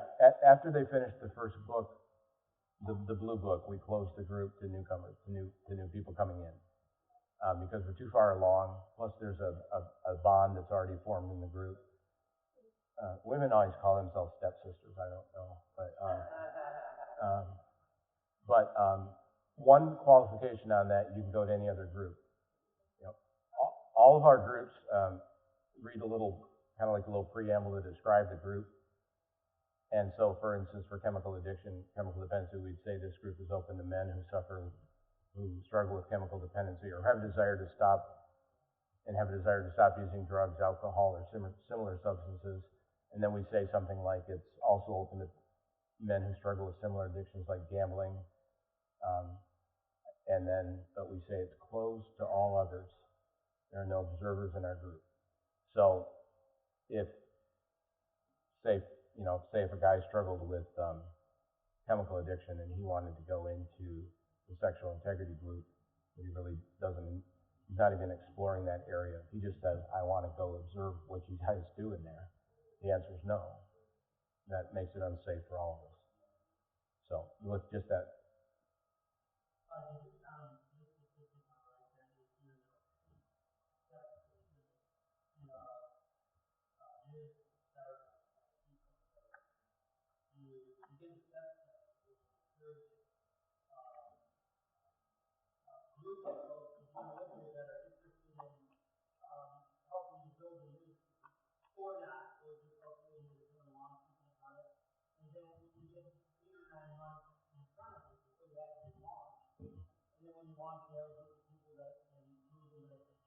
Not even that far, not 8 or 9 months. The way the leadership guide puts it is called a 90-day startup strategy.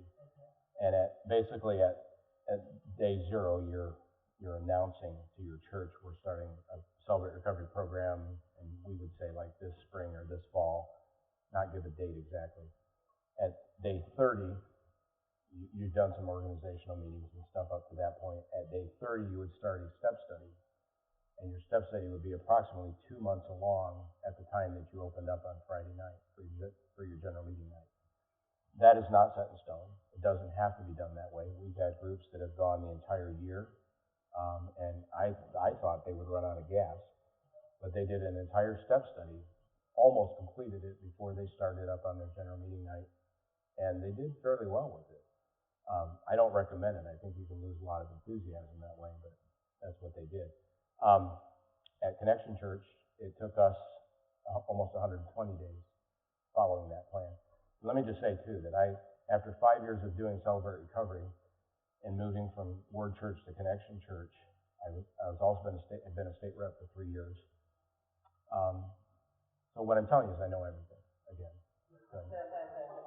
And what I'm saying is, though, so I move over, and when we started at Word Church, we thought everything was an exception.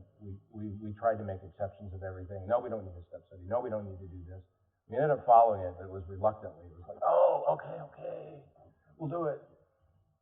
After 5 years of doing Celebrate Recovery, 3 years of state rep, and knowing everything, I moved over to Connection Church, and we followed that 90-day startup plan to the T, because it works. And we had some scheduling issues that didn't allow us to get off in 90 days, but that's all right. Timing is everything. Celebrate Recovery is a room hog. As you saw last night, we take up a lot of space. We take over the church on Friday. I tell other groups, hey, we will work with you, but please don't schedule stuff on Friday night because, we have people that show up and we don't want their anonymity to be blown. And folks are good about it, but there are some things that have been scheduled there before I got to the church that we can't work around. But nope, actually you can get up and going in about 90 days. I really just say 90 days is probably the bare minimum, and 90 days to 1 year, anywhere in between that you want to start is probably good. If I were you, I would just start setting some dates. You're going to need to get these participant guides. You can get them for about a little over $4 a piece. But talk to me where I'll work out the details, but I have a better place to get them than Saddleback. In fact, maybe we can go in and buy some together and save some of the shipping costs, because I got to make an order here myself. And you're going to have to get some of those, so you're going to need probably a week or two to get all that stuff. But I would just start making announcements that we're going to start step studies. And but you do need folks. It's not a Bible study. It's not a recreation time. You do need folks that, they got to be working on something. Otherwise, your groups won't be safe. So you got to be careful how you phrase that. But looking for folks who are in recovery or exploring recovery for themselves. All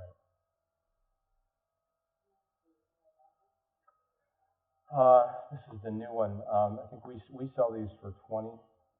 We get them for right about that, and we sell them at our cost. We lose money. I give away so many of these things. You want it?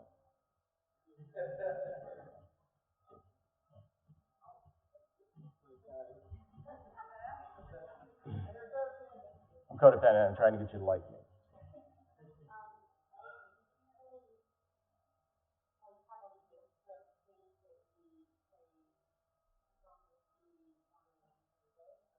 Well, I would describe it this way: any hurt, habit, or hang-up. I was telling Timothy this. I tell anybody I can. I tell Jimmy. I put premiums on testimonies that don't have to do with drugs and alcohol. Why? Because the people recovering from drugs and alcohol dependency, they know all about recovery, and they don't really need to be talked into it. They get it. It's the other folks that just like, yeah, I got abused when I was a kid, but I'm over it. I'm angry, but it's not because of that. It's just it's the other things that you can talk people into. And not talk people into, that you can share with people that make them start thinking that they need recovery. But it's.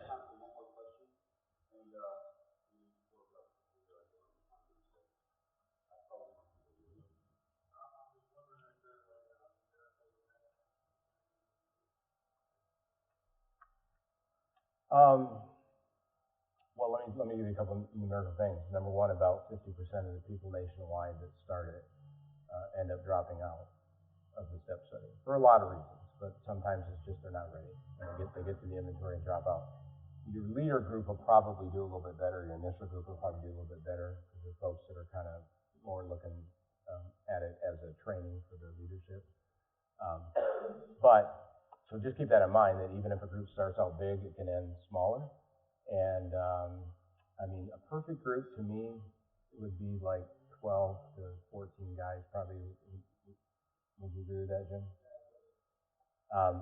But I've had as many. I had to close a group one time because we had 27 total. But a lot of them dropped out because it's too big. It's just too much. And it just kind of blew me away that it just happened that way. But I think we ended with 17 or 18. It's not bad.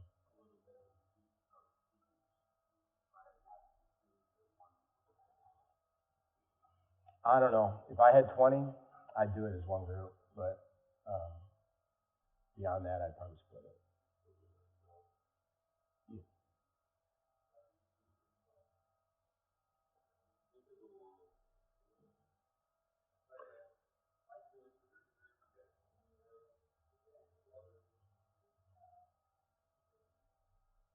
Yeah.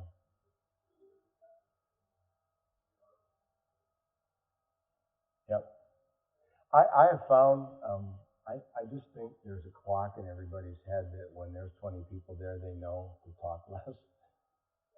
I would love to tell you that when you got, we have occasionally, like we have a snowstorm or something like that, and like 5 or 8 people show up out of maybe out of 15 or 20. And I would love to think that we would get through a lot more material, and I don't think we do. I think they talk longer. Can we give a round of applause to Jonathan?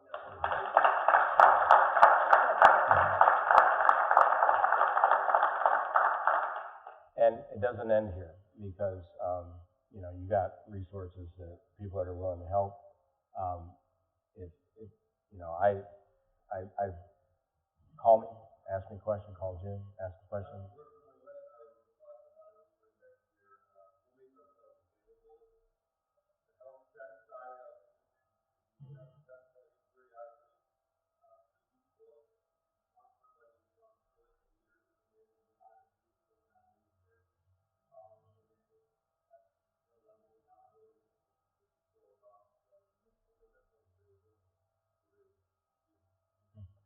And let me just say, I can tell you this for the guys for sure. I would have to check the women's group. I'm in the middle of a step study right now. We are, well, I say the middle. We are about 2/3 of the way through the first book, so we're pretty new still. But I would ask my guys if any of them would object to it. I mean, you honestly could come over and observe because of what you're doing. With their permission, 100% permission, you could do that. I have 2 women's step studies that are going. I would have to ask them. I would tell you, knowing my ladies, they'd probably be a little touchier about that. But I think it might be okay. And maybe that's something that could happen at yours. The main difference here, remember I said no observers? This has happened before in AA, where somebody's come in and they're with a child or something, and they want to stick around the meeting. And it's a closed meeting. They're not supposed to be there. And what we typically do is we ask if anybody objects at the small table. Does anybody object to this person being here? They're not an alcoholic. And if nobody objects to it, we've all waived our anonymity or, not our confidentiality. We've all waived the ability, you can do that. I started doing that. We had some people from Michigan Theological Seminary came over, and one of the counselors wanted to observe our group. And it was just too complicated to ask, 15 people. Do you understand what I'm asking you to do? Waive your anonymity and let these people come in and observe. It was just way too complicated. But I could do it for the step study thing. And then you could see exactly how we do it. And, yeah. Sure. Just make sure, again, that you guys agree to 100%. So anybody could veto. Any one person in there could veto it and say, no, I don't want to do that.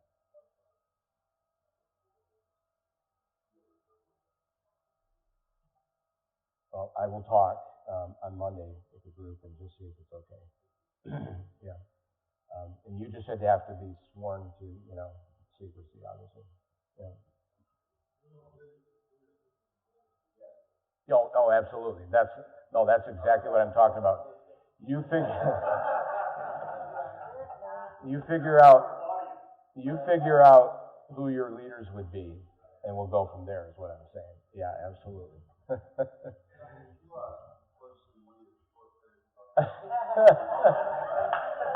Absolutely. Yeah.